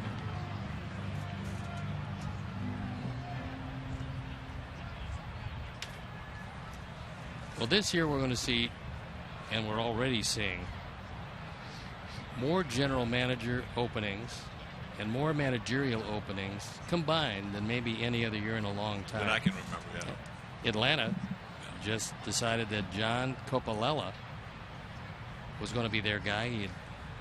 He was in their system. And he'll preside over a deconstruction of that ball club before a reconstruction of the team. John Hart is still going to be head of the baseball department. But they've already hired and promoted to general manager the man they believe is going to be able to put the team together.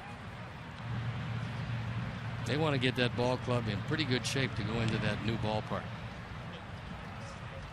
And we just get a left quad tightness on Kendrys Morales day to day. Certainly hope he's all right going into the playoffs. Huge part of that Kansas City offense. Yeah, they're going to be a lot of. It's going to be an interesting winter from that aspect. Sitting back and watching.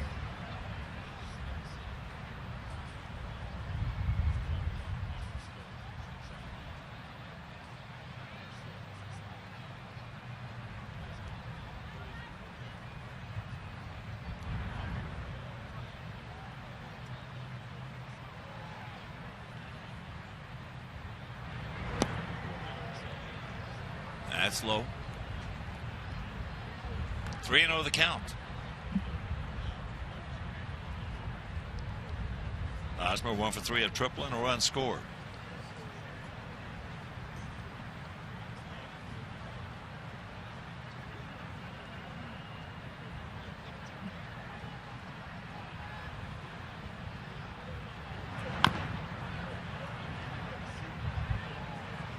I think down the road you're going to see a lot more Latin managers in the major leagues.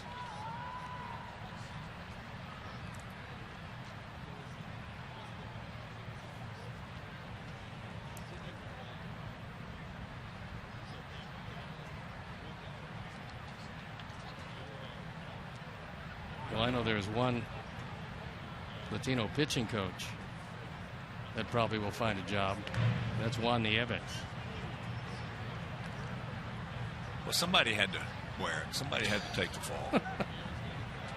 And they just shoved it right on Juan. Yeah, I do believe that, number one, he's a terrific guy, and number two, I believe that he knows his business.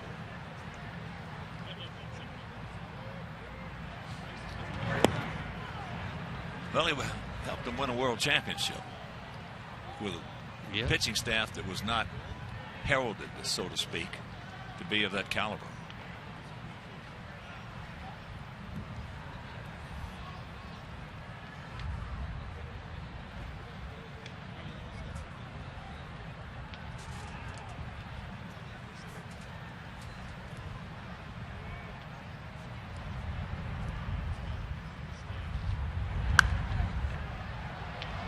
That is foul. Souvenir left side.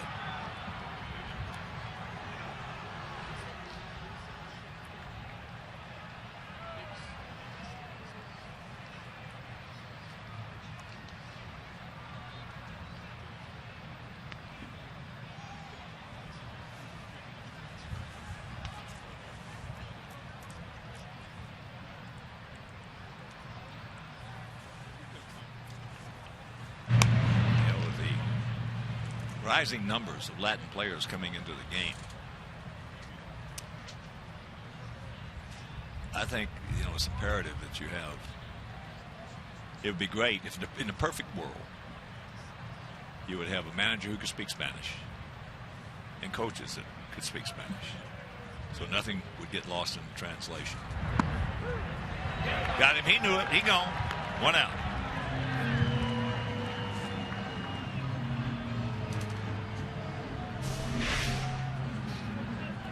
There's a splitter, and Hosmer looks at it, doesn't identify that it is completely in the zone, but then realizes it's time to walk on back. Well, two of the most successful managers we've had in the last 30 years. Lou Piniella and Tony La Russa both spoke fluent Spanish.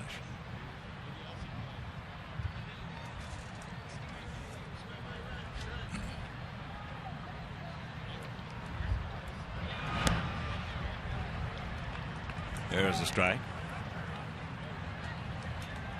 Tesler Cuthbert. Wonder what they call him. Think it's CC? No, that's the big guy in New York. Who threw the ball pretty well. I was surprised. Yeah. He threw the ball better than I thought he was going to throw.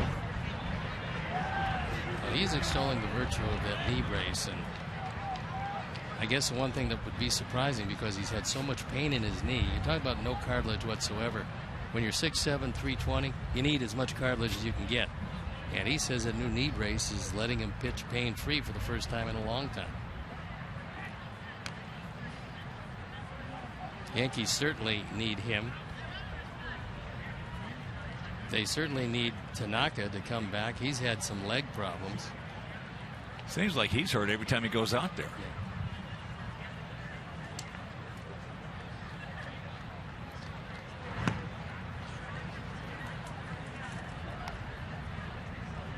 Boy, Girardi's done another yeoman's job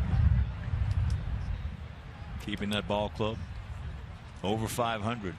Yankees come in at 86 and 72, and they're leading Boston right now as we speak, 4-1. Top of the ninth inning in the Bronx. Here's a stolen base.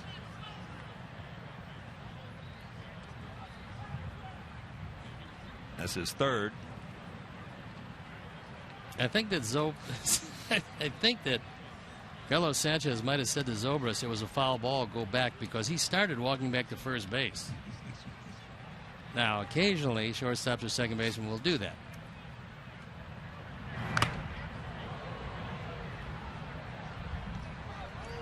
I got Tyler again. Let's take another look. I think Carlos says, yeah, it's a foul ball. You can go back. Okay, thanks, pal. I appreciate that. Nice job. Thank you for letting me know. Oh, you wouldn't be lying to me, would you? As a matter of fact, yes, I would. And now Tyler. Well, he might be cut. He's had that before in the bridge of his nose.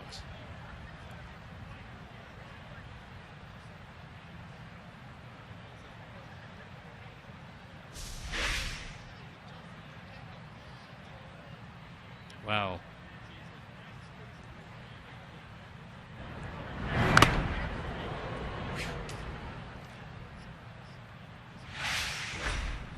That was solid, and there you see the cut. Not the first time it's happened to Tyler. Nope. It won't be the last.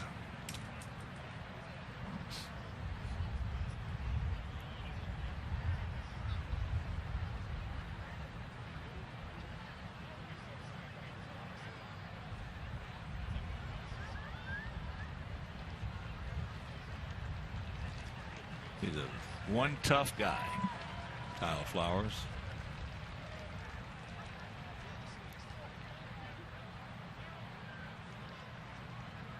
Now the infield, having to play in at all four positions.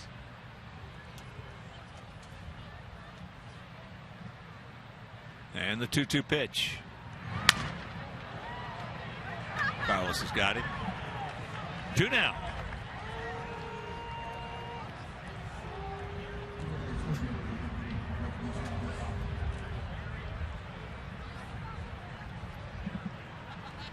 Here's Moustakas.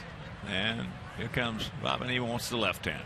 So Moustakas has an RBI double, RBI single, and he's going out to center.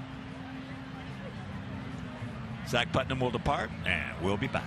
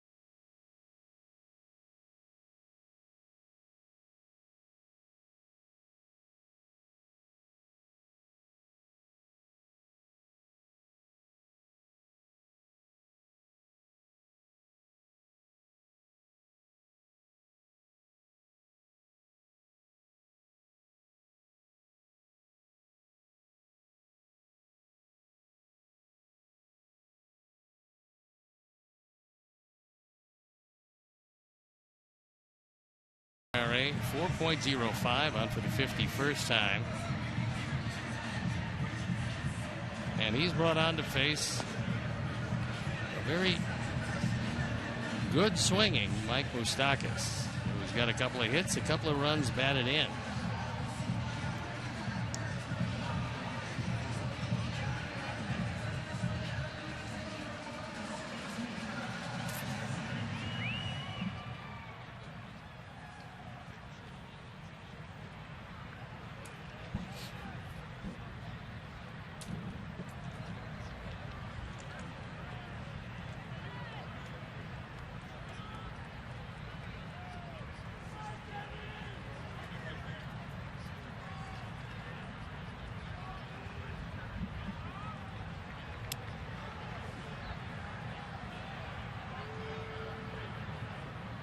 And the first pitch by Dan. He was looking for it. He was sitting on that. He got it just underneath it. So one pitch, one out, and that'll retire the side. We'll go to the bottom of the 6th inning, trailing 6-2.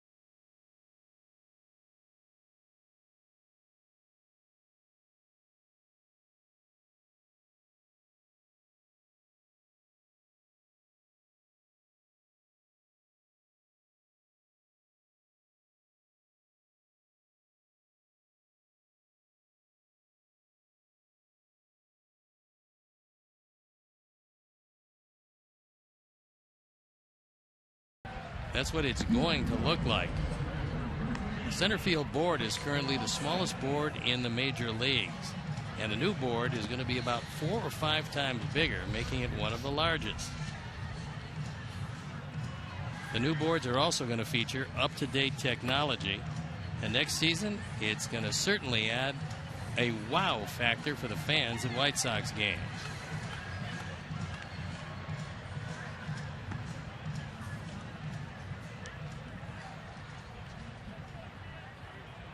Well, the Yankees have defeated the Red Sox 4-1, so they're in the postseason.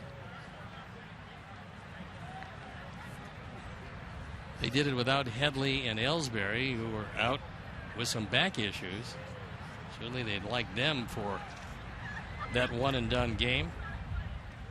And they're also the first franchise to win 10,000 games in Major League history. Seems like it was a lot more than that. Especially if you had to play against them. Yeah. So Jared Dyson will take over in center field. Trying to get loose in these cold conditions, down to 55 degrees. Not as much the temperature as it is the wind. Paulo Orlando will shift over and play right field. Johnny Gomes will leave the ball game. 0-2 the count.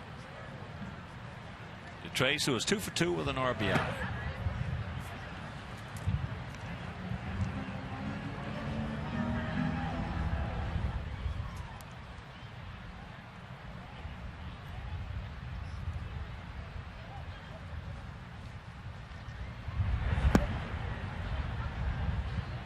2-2.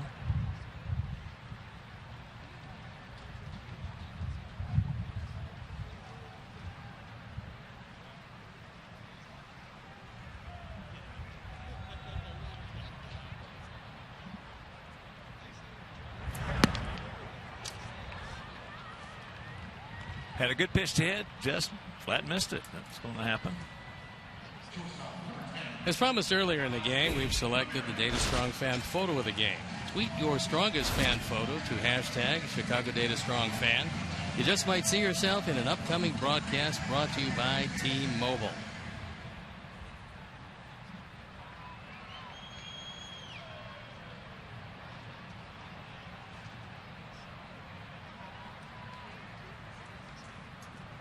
Here's Alexei. Takes ball 1.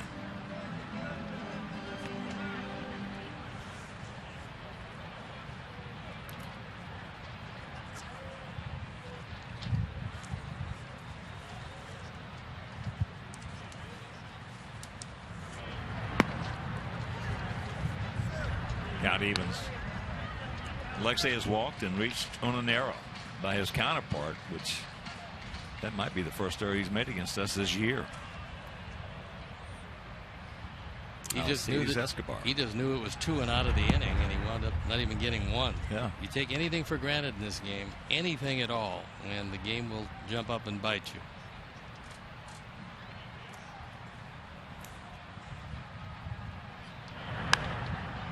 High pop up. That wind, you can just see that wind taking that ball over to his left. Oh, I mean, it's just fierce. We were talking about gusts of 25 to 30 miles an hour, and Escobar can't believe it. That ball looked like it probably drifted 40 or 50 feet on. There's Avi. He's 0 for 2. A pop up to first and a line out to Escobar.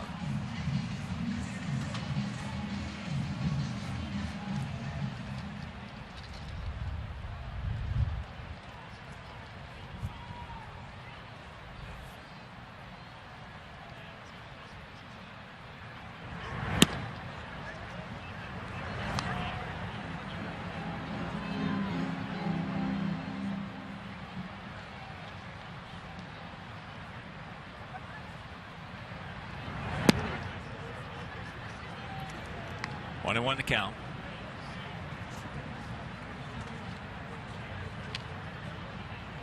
Now your plans to be with us tomorrow, first of a final series for the 2015 season. Chris Sale on the bump tomorrow night. He'll be opposed by Alfredo Simon.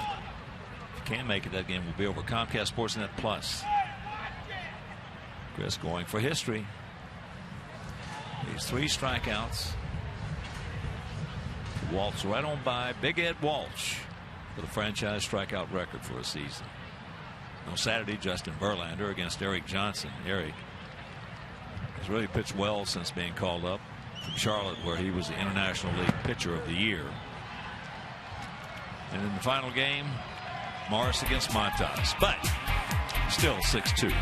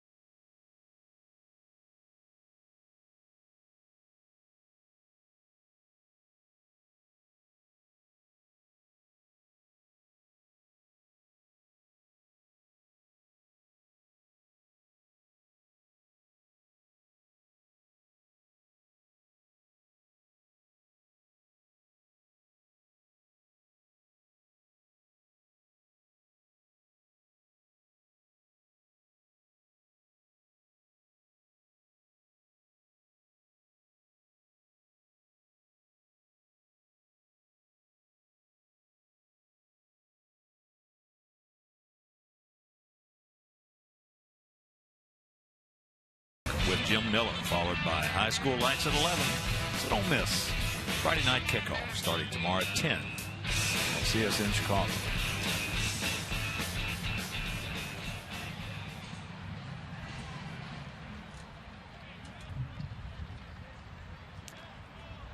Perez, Gordon, and Jared Dyson here in the top of the 7th inning.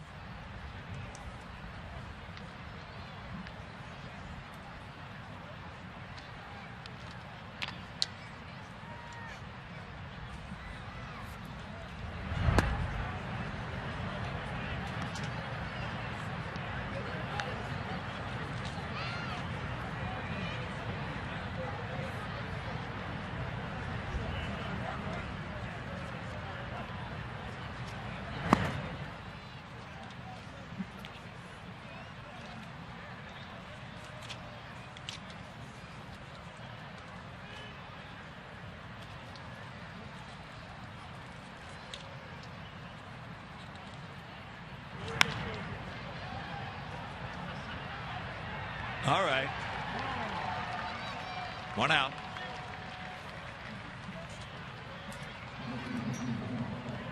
Trace making, wasn't a tough play, but he makes everything look so easy. He even made that diving catch yesterday look easy. Well, that was a line drive, and because it was right at him, he froze for a moment and then came on and just made the play.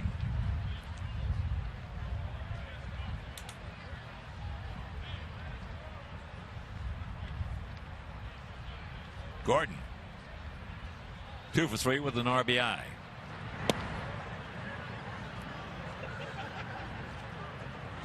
We talked about it some yesterday. One of the things that could complicate matters this weekend, and there are playoff implications still, is that hurricane that's coming up the East Coast.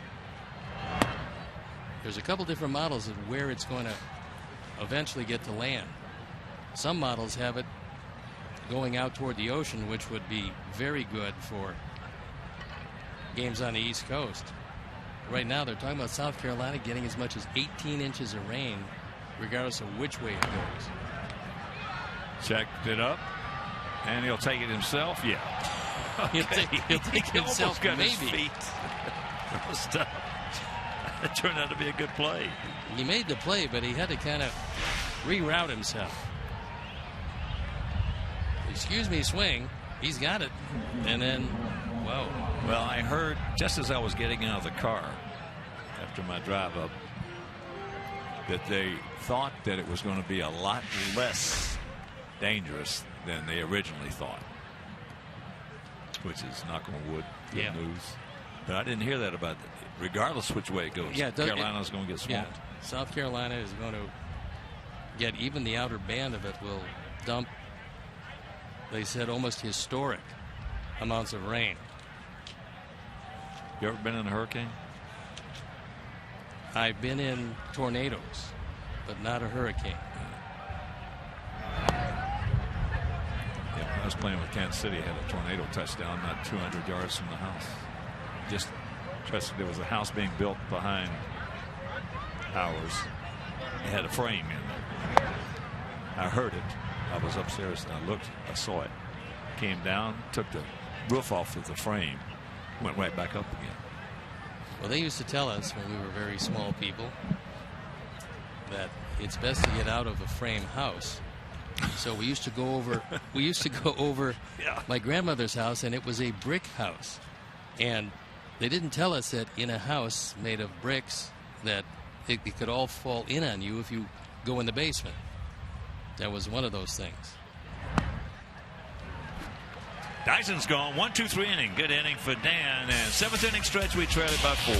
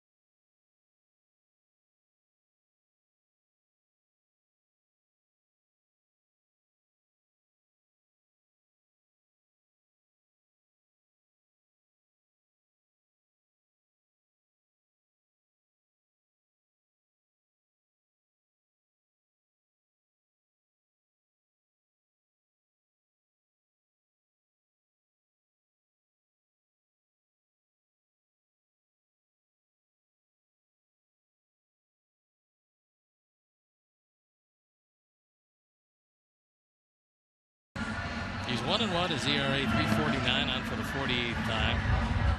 48 strikeouts in 49 innings. And a couple of years ago, he discovered that there was life in the bullpen after being a starter.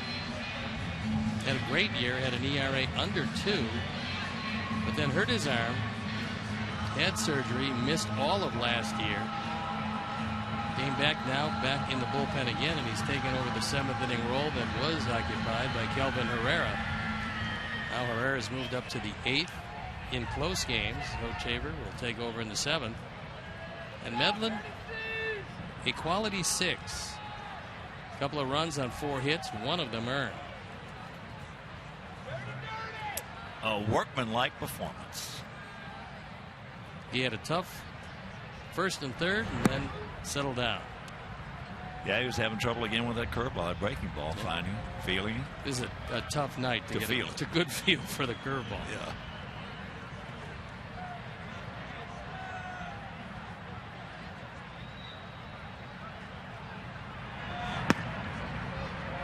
There's a strike. Carlos has walked and gone out deep to left center field. Sox bullpen up and going, and you would think that would be it for Dan Jennings.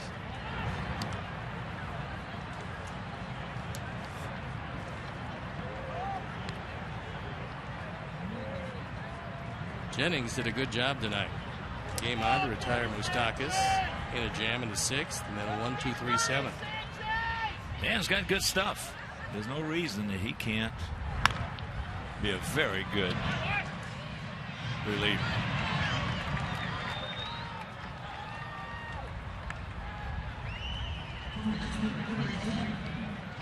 And Dan had maybe a blister problem on that index finger on the left hand.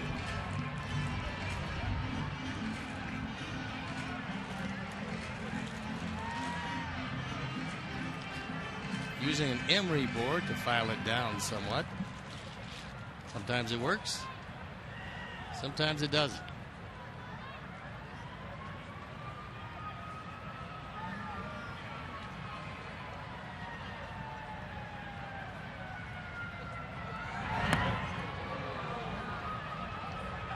Tyler. And there is Scott Carroll now loosening in the pen, so he'll undoubtedly come into this one.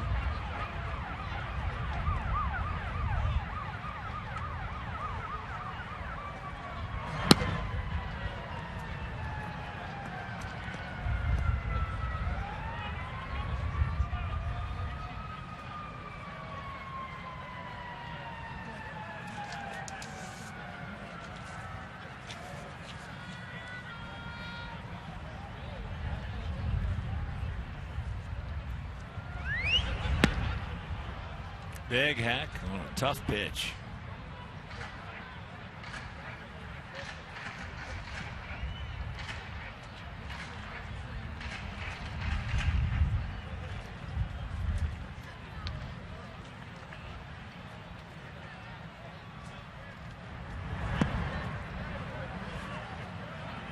Three and one to count.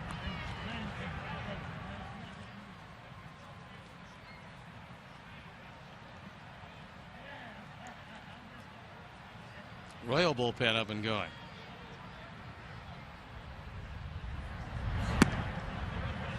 And a full count.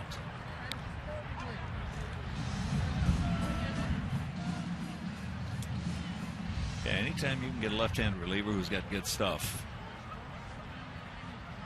you got to go for it.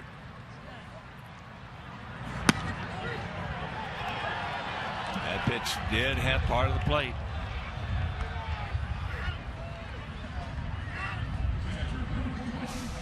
On the Toyota pitch tracks, this one had the outside corner. Good portion of it. Here's Tyler.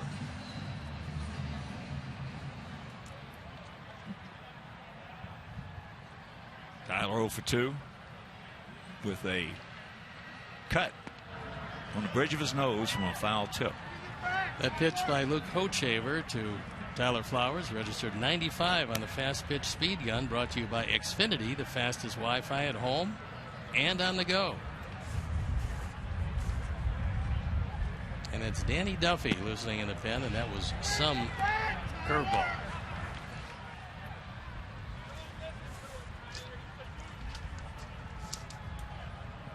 Hoche, he's got the stuff. Yep, he always did. Yeah. Well, you don't go number one. Number one in the country. Unless you got something. Yep. And he had some decent enough years as a starter, but overall, they didn't feel quite as comfortable with him in the starting role and thought he could excel if he could use just 2 pitches. Well, the way they're crafting bullpens today, you're going to see more and more guys. I'm not going to use the term failed starters, but guys who have struggled in that starting role try it in the bullpen. Yeah, I mean, in 2011, he was 11-11. That's not bad for a starter. Tyler. It was 4 for 4 last night.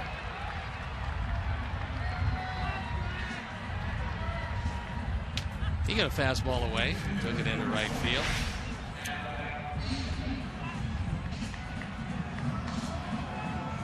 And here comes Adam. Adam 0 for 2 with a walk and a run scored.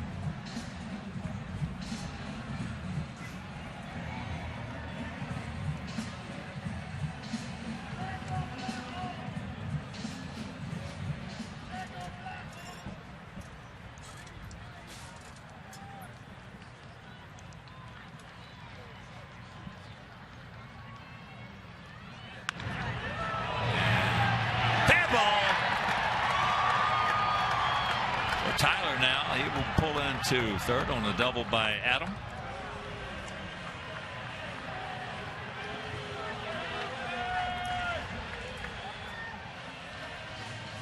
Well, you'd like to be able to explain to the fans that when your guys hit the ball down the line, you never know on a crazy carom if you might get 3 bases and maybe a run batted in. But not a bad idea when the visitors do it. Not a good idea when your guys do it. Wait a minute, Stoney, that's not fair. Home field advantage. Well, yeah, but you're promoting rule breaking.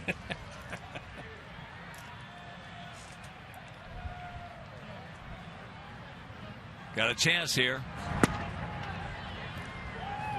Got a chance as he takes breaking ball strike. He's 1 for 3. Last time up, he lined out to center field. 30 homers, 99 knocked in.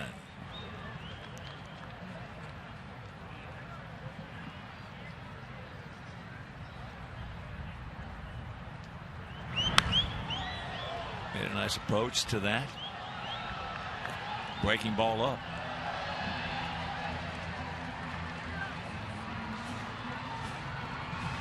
And that's what Perez is going to talk to him about.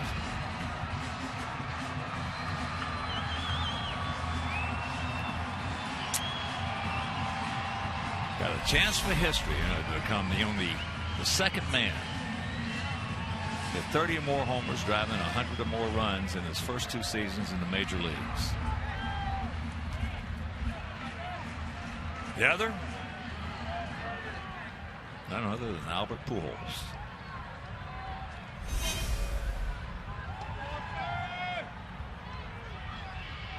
Setting up to the outside. Well, he started out putting his glove like he wanted a high fastball, with the assumption perhaps that Adam Eaton was going to tell Abreu or show him what was coming. I'm not sure that's necessarily the case. And the 1-2 pitch. Got evens at 2.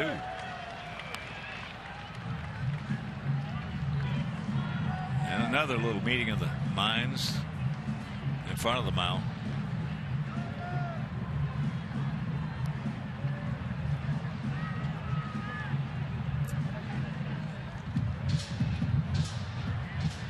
6-13-1 for them, 2-6-1 for us. But right now the focus is on Jose Abreu.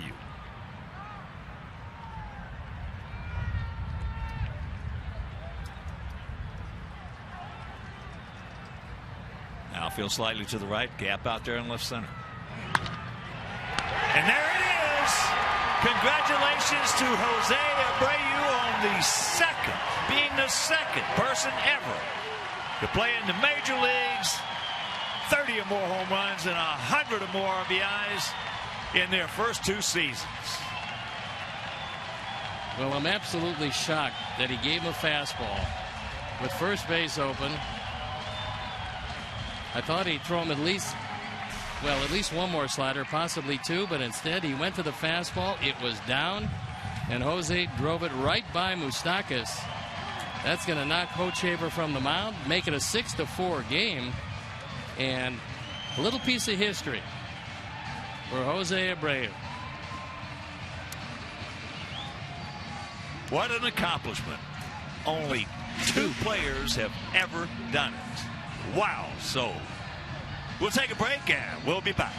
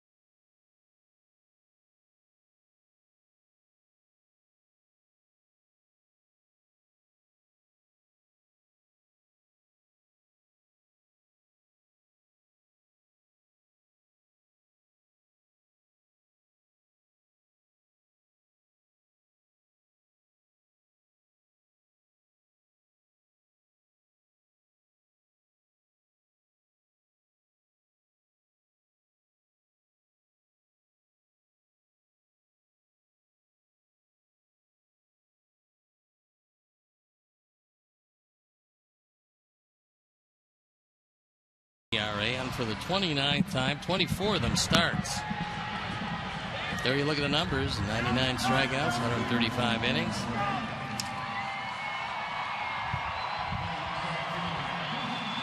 We saw Duffy in the opener of the series. He went an inning, gave up a hit and a strikeout in relief of Johnny Cueto.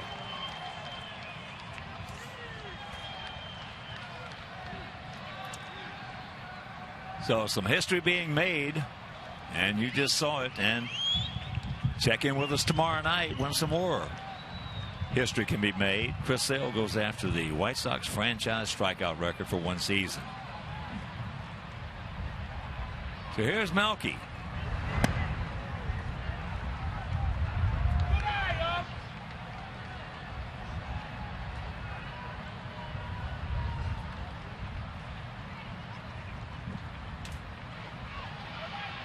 I love the article that was yesterday or the day before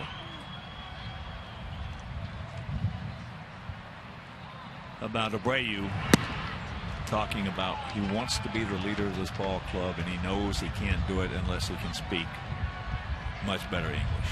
And that's what he's going to be. One of his main objectives this winter is to work on his English. He's a smart enough guy to be able to do it. He's a very smart guy. Yes, he is.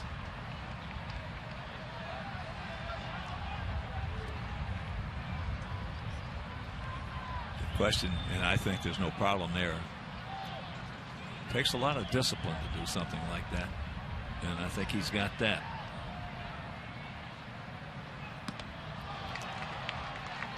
That one at 97, so Duffy just airing it out on a very chilly, windy, cold evening.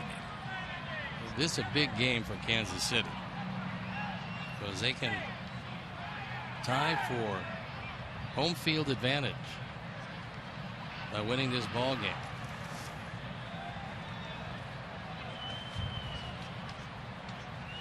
It's Kansas City and Toronto, and see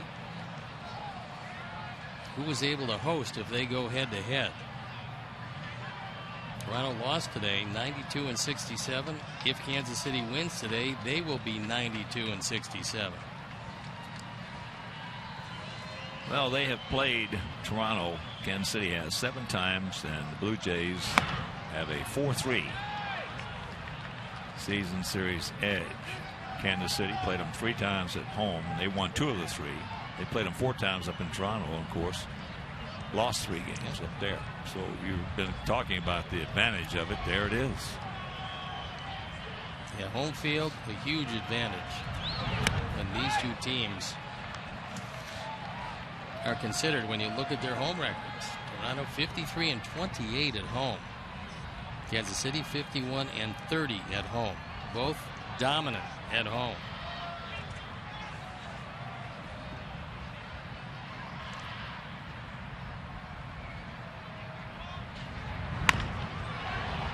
That's a fair ball. Stockers long day. Nice play, nice throw, but Jose Abreu knocks in 2 runs, numbers 100 and 101, and goes into the history books.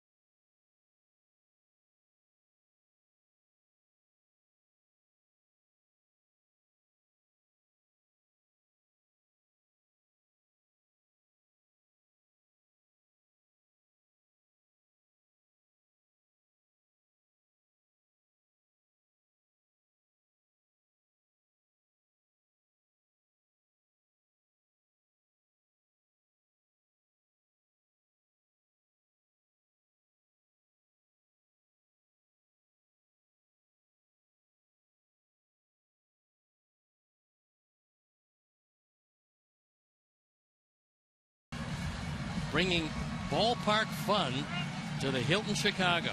You'll score an autograph or a photo with your favorite current White Sox players and coaches, as well as White Sox greats who will also be on hand. Your favorite areas are back with interactive space to play games, win prizes, and shop for White Sox gear. It'll be a weekend of White Sox baseball that you won't want to miss. Tickets are on sale now, so to purchase, visit whitesox.com/SoxFest. Scott Carroll comes into the ball game. Now a 2-run ball game. On for the 17th time, he's 1-1, ERA 3.58. And there you look at the numbers. Right-handers have hit him better than left-handers, which is somewhat unusual.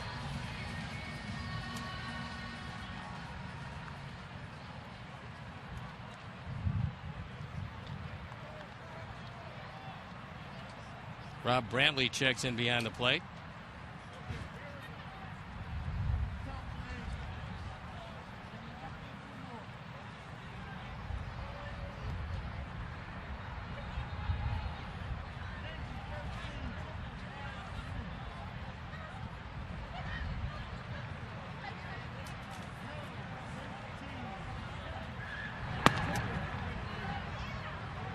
First pitch strike to Orlando.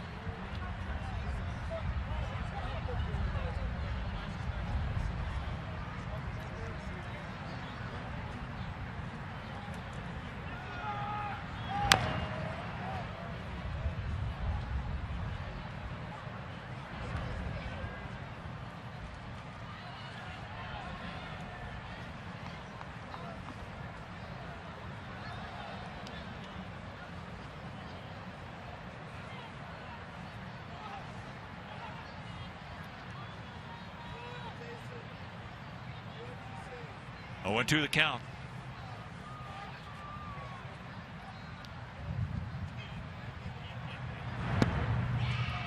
He gone.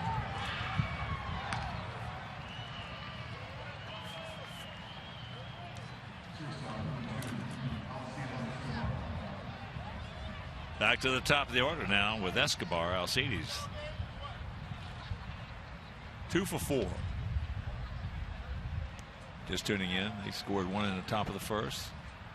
They made it 4-0 with 3 in the top of the third. We came back with 2 bottom half, and they added 2 in the fifth. We just scored 2 on that big 2-run single by Jose Abreu.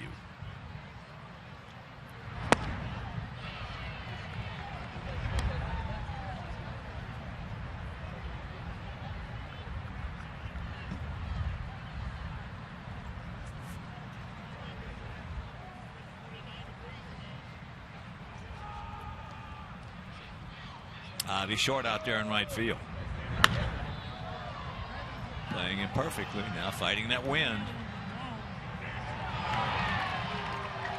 Boy, it's really hard to stay with it. That ball was about 40 feet fair and drifted well into foul territory. Actually started off right at him. Right at him. Look at him. Look at him have to keep going. Yeah.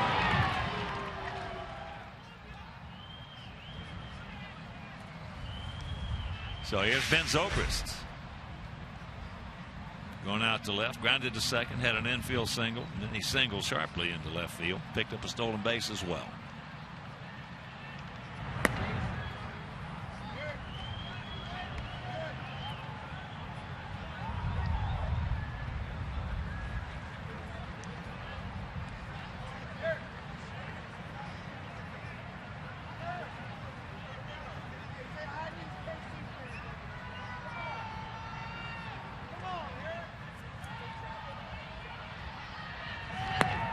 Once again, reminder, make your plans to be with us tomorrow night. Chris Sale on the bump,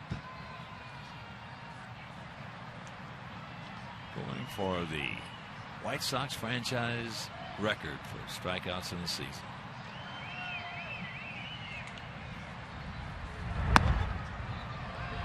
You'll never guess who I saw today before the game,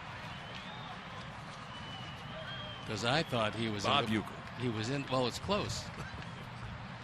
I thought he was in the witness protection program, but it was none other than Bobby Bertucci. Bobby Bertucci.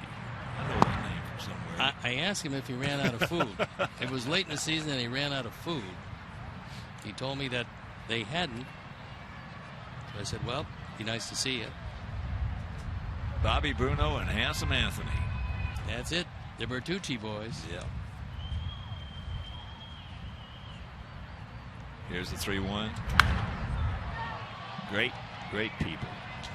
Great people.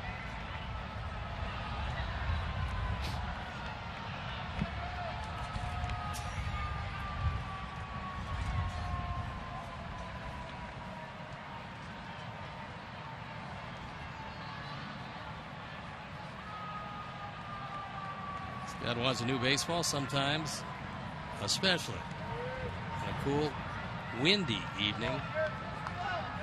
You'll get one that just doesn't feel right for whatever reason.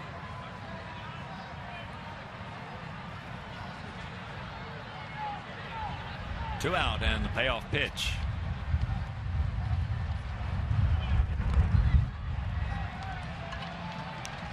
So that is ball 4.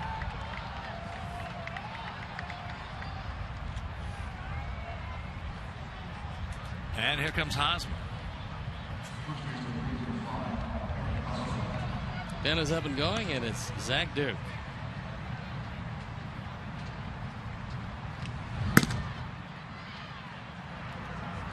Hosmer 1 for 4, had that bad hop over the shoulder of Abreu down into the right field corner, triple. That was a key to a 3-run inning. That was. Which turned out to be one of the big differences in this game. Carlos has got him. Good sinker right there for Jack, and that'll retire the side. We go to the bottom of the 8th. We need 2 to tie.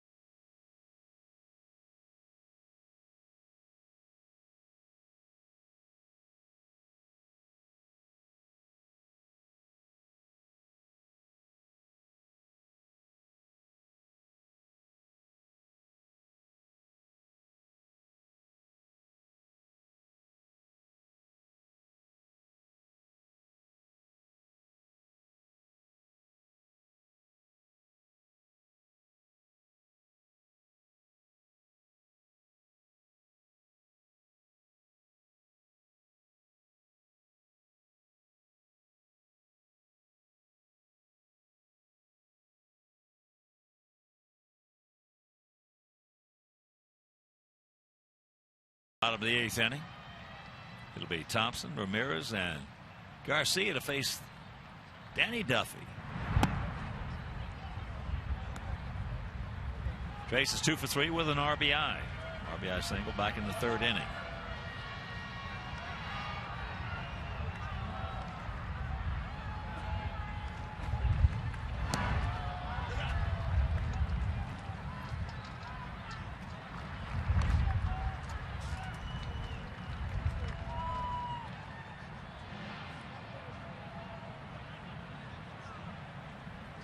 And once again, a reminder, Chris Sale tomorrow night. So make your plans to be here at the ballpark to see him, knock on wood, break the franchise record for strikeouts.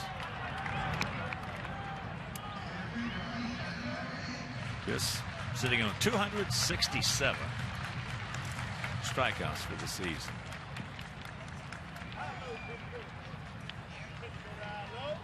Got a new catcher. It's Drew Butera.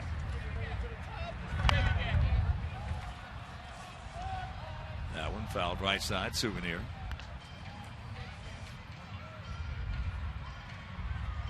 Son of Sal made his major league debut for the Twins right here in Chicago.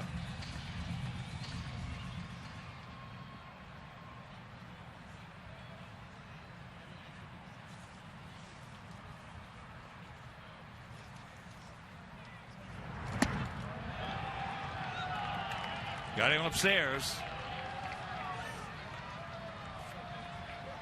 Well,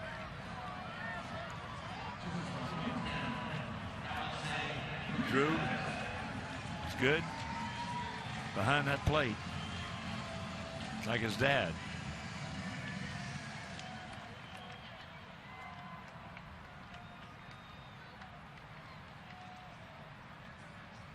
But you know, you think about it, this is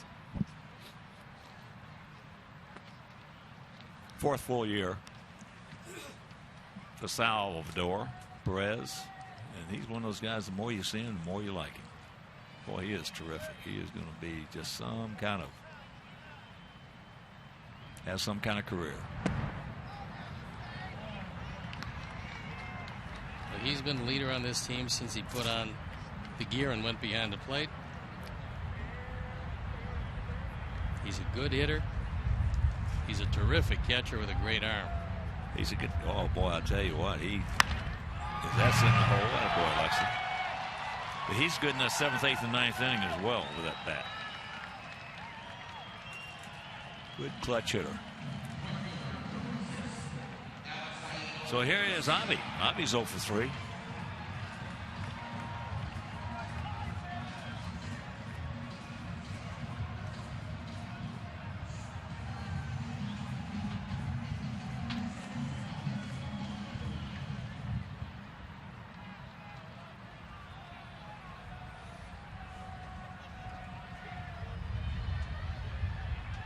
First and 3rd, Avi.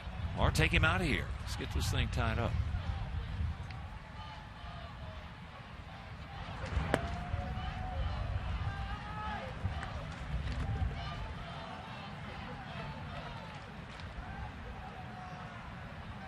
Kelvin Herrera loosening in the pen.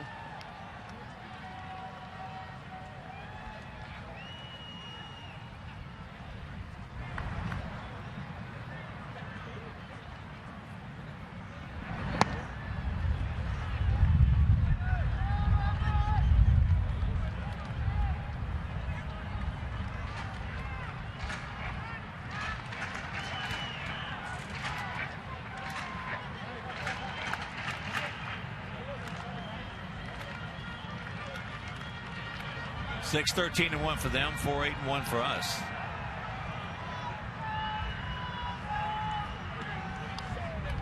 No home runs in the ball game.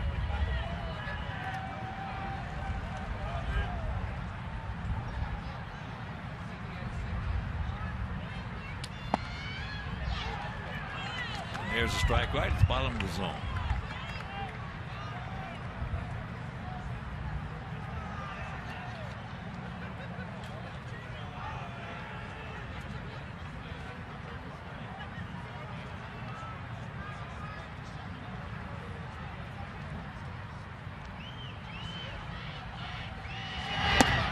Tags it up. That one at 95.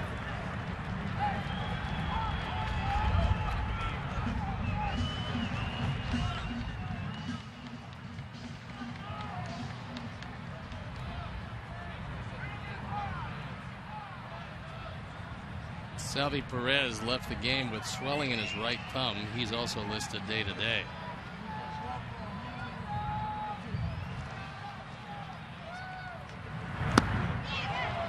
They've had a few guys nicked up in this series that they really can't afford to lose for any length of time. Morales being one, Kane the other, and now Salvi Perez.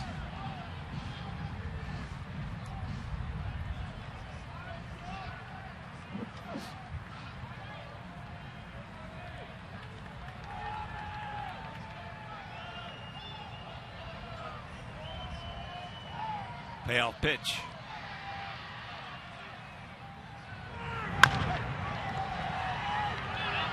Foul ball. Fans are excited because he threw it in right field, only it's not going to count. Angel Hernandez making the call. It was foul. And he assures Alexei, after seeing what happened at second base tonight, that indeed it was foul and you got to go back.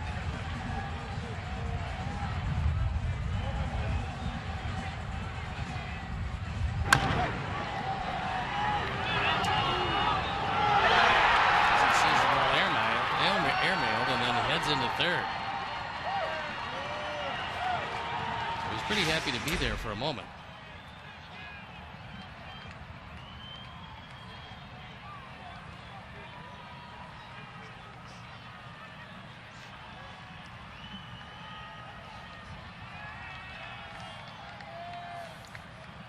And once again, the 3-2. Good rip. That pitch at fastball at 97.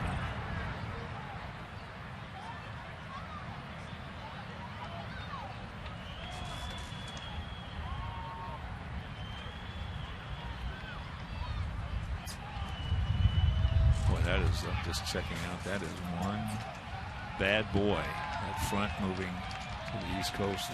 Yes, it is. Man. And that's ball 4. So that puts the tying runs aboard. And here comes Carlos. Sanchez has walked. Dave Island, I'm sure, checking to see if the bullpen is ready. It is. Kelvin Herrera ready to go. And Ned Yost. Probably wanted to stay away from Herrera, or he'd have had him loosened up and ready to go for Garcia. He didn't. Cost him a walk and the tying run on base as Duffy departs. Herrera comes in, and we'll step out and be back after these messages.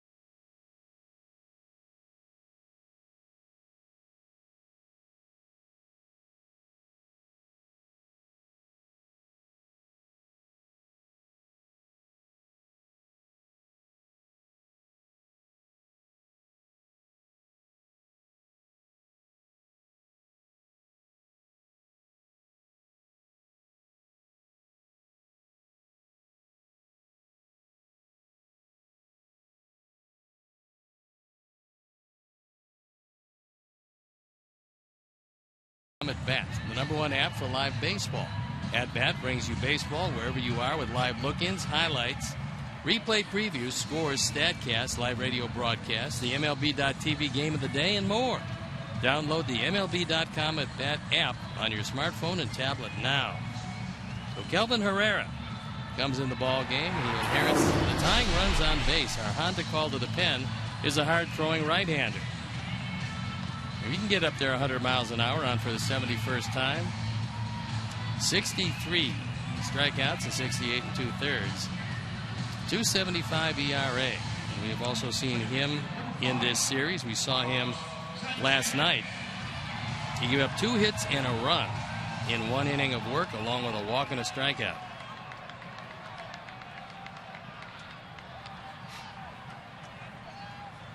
Two on, 1 out. Sanchez 0 for 2 with that walk. Nice gap out there in right center if he can find it, because Orlando is playing fairly shallow. Now Butera wants to listen to what Herrera has to say. A lot of room between Orlando, Paolo, Orlando on that right field line. Well, they also don't figure that Carlos is going to be able to pull the ball unless he gets something of the breaking variety. Well, that's the reason he's that far over in right center. But he did get a changeup first pitch, which is somewhat surprising when you're playing him like this. Because that's the one pitch he can pull.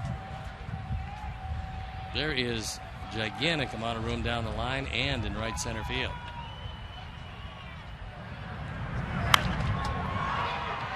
There's the fastball at 96.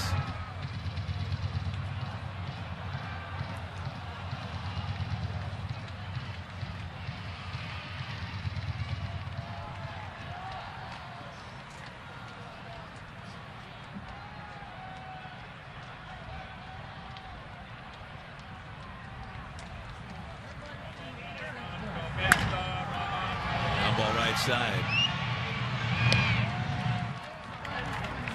All right, 2 out, but Ducks on the pond.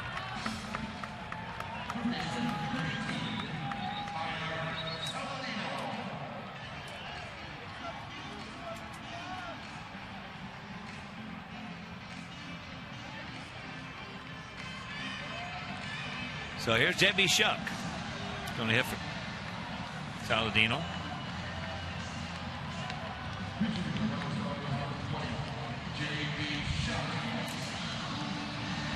He's had some big pinch hits this year.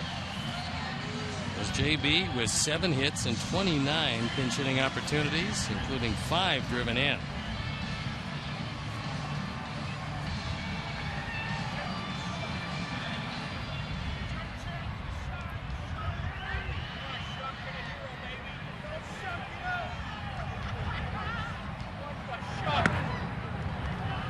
Takes ball 1.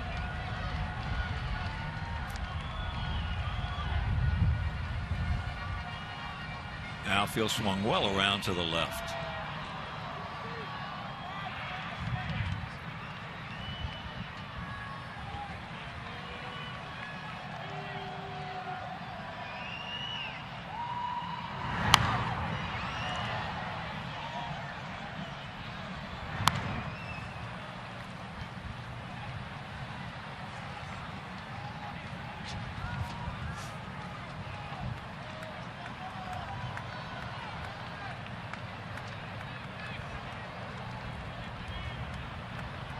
And if you're just tuning in, Jose Abreu with 2 RBIs tonight.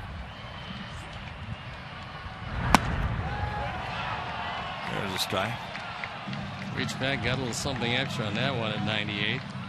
He's got a little bit more also. Abreu, just the 2nd player in history with 30 or more home runs and driving 100 or more runs in his first 2 seasons in the major leagues.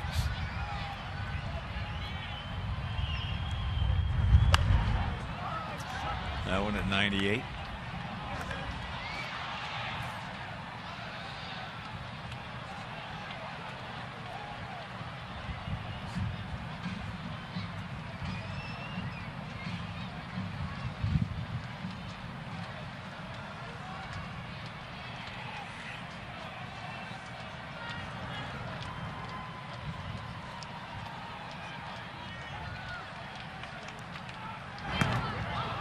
Ball gets through.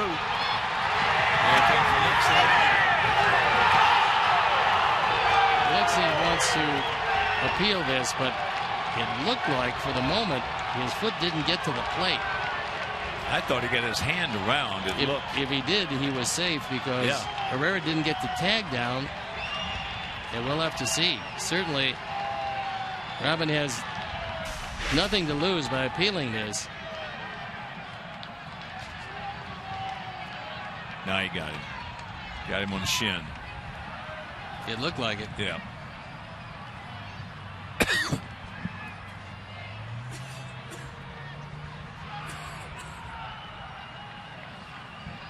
And we'll take another look.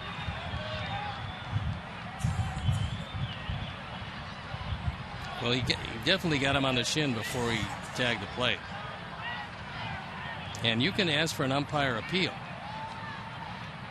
And the umpire will then say yay or nay, and it was close enough where they'll take a look, and important enough where they would take a look.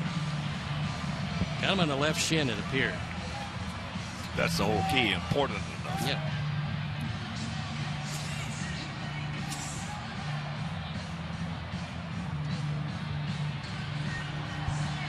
Blocking the plate with this situation is not an issue. He's not a catcher.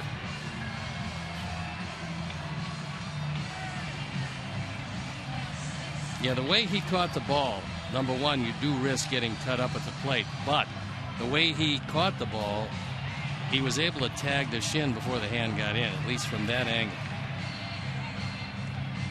And bear in mind, the call on the field was that he was out.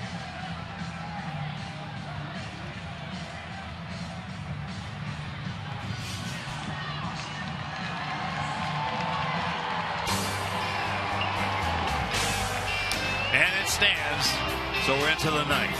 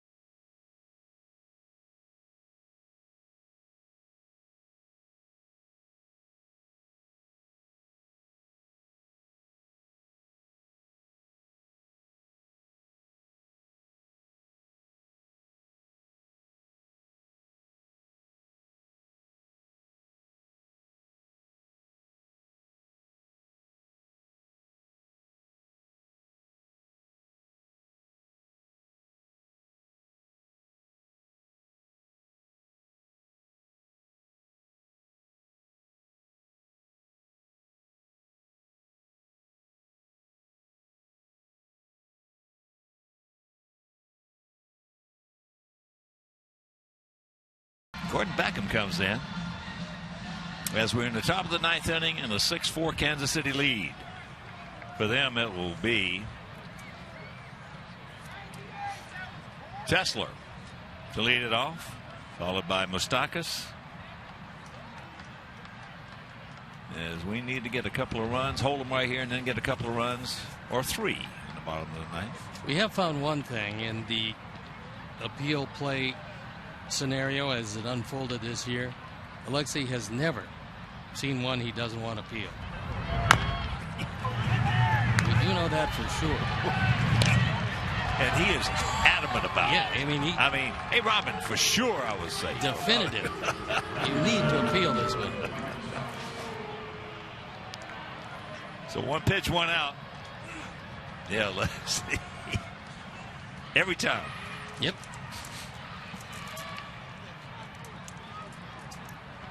Here's Moustakas. 2 for 4. RBI double, RBI single, and a run scored.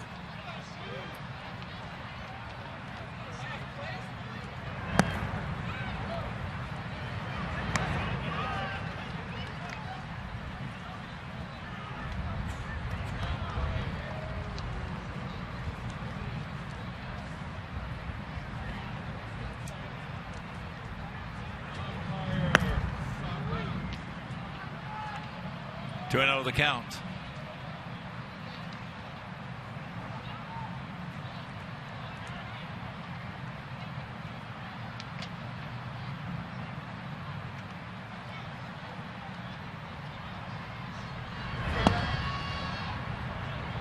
And the count 3-0. No walks.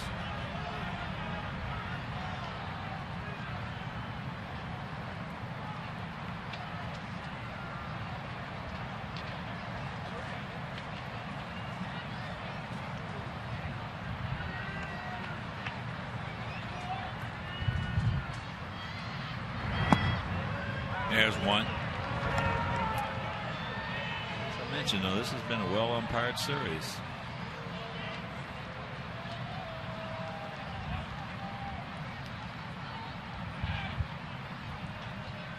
Unfortunately, we have not been able to take advantage of a well-umpired series.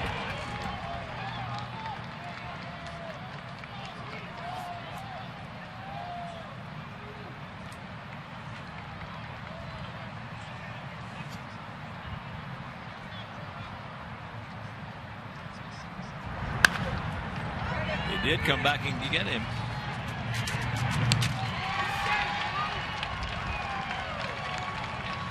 So 2 down.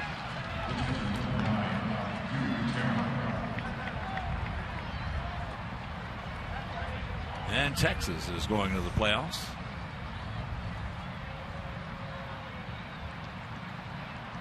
Pretty amazing what they did in the AL West, coming back from where they came back from.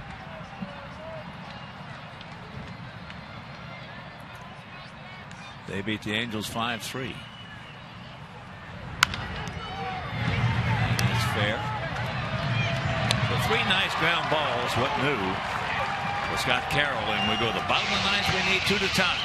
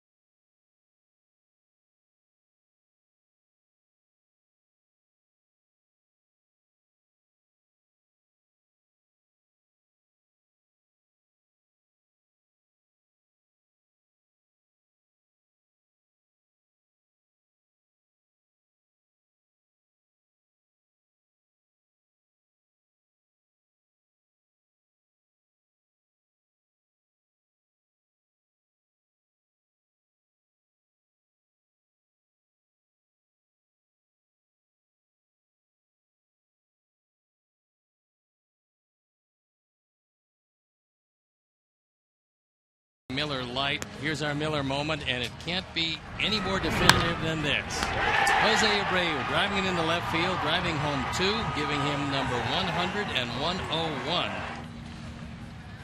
30 home runs, 100 plus driven in, joining Albert Pujols as the only 2 players in the history of this game to do it consecutively in their first 2 years. Pretty remarkable accomplishment. And a pretty remarkable hitter. Jose Abreu. Ryan Madson comes in the game, and they're going to ask him to close it down. Madsen battled back from a lot of arm problems. In fact, he missed the past 3 seasons with elbow injuries. And here he is, throwing the ball pretty well, but not asked to close very often. And here's Beckham. Takes first pitch strike.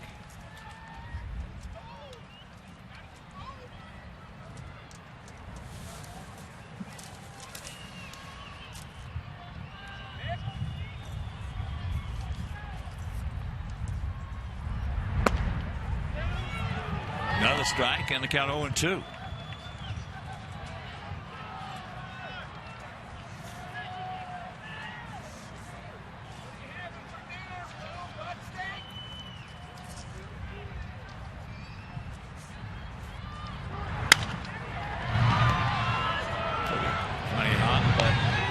Stockers control. That's a good play because that one looked like it was going to stay down the whole way before taking that high hop on the last hop.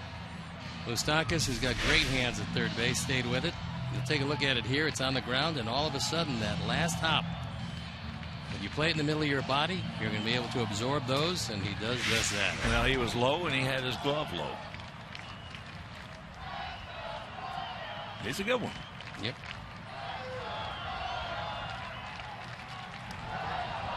So here's Brantley making his first plate appearance.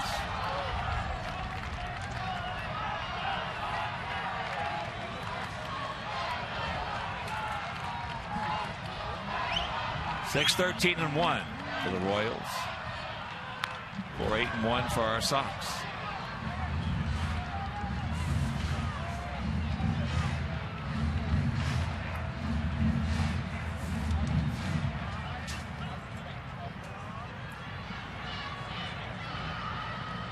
Madsen picks up this save. It'll be just the 3rd all year. Well, he's got 1 out to go. 2 down.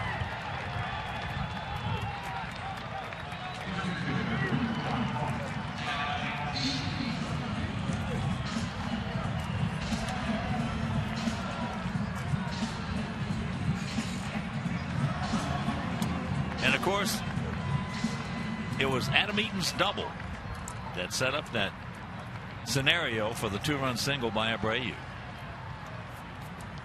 Adam went for 3 with a couple of runs scored. But go too hard. And this ball game is over.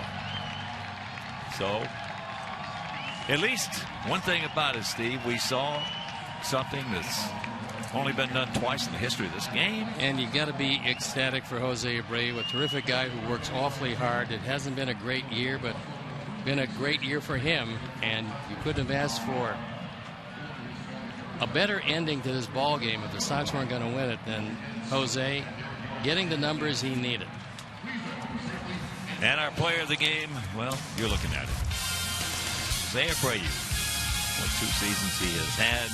He's our player of the game so far, Steve Stone. For our director, Jim Angio, our producer, Todd Benjaminson, our associate producer, Jeff Sermon, fine technical manager, Mark Harper, and for the mayor, Mean Joe Groove, Mike Mayer, Frank D'Amato, Doug Bullard, and the executive producer, Jim Corno Jr. This is the Hawk. So long, everybody. Coming up next, Subaru Postgame Live with Chuck and Bill. You've been watching White Sox Baseball on Comcast Sportsnet.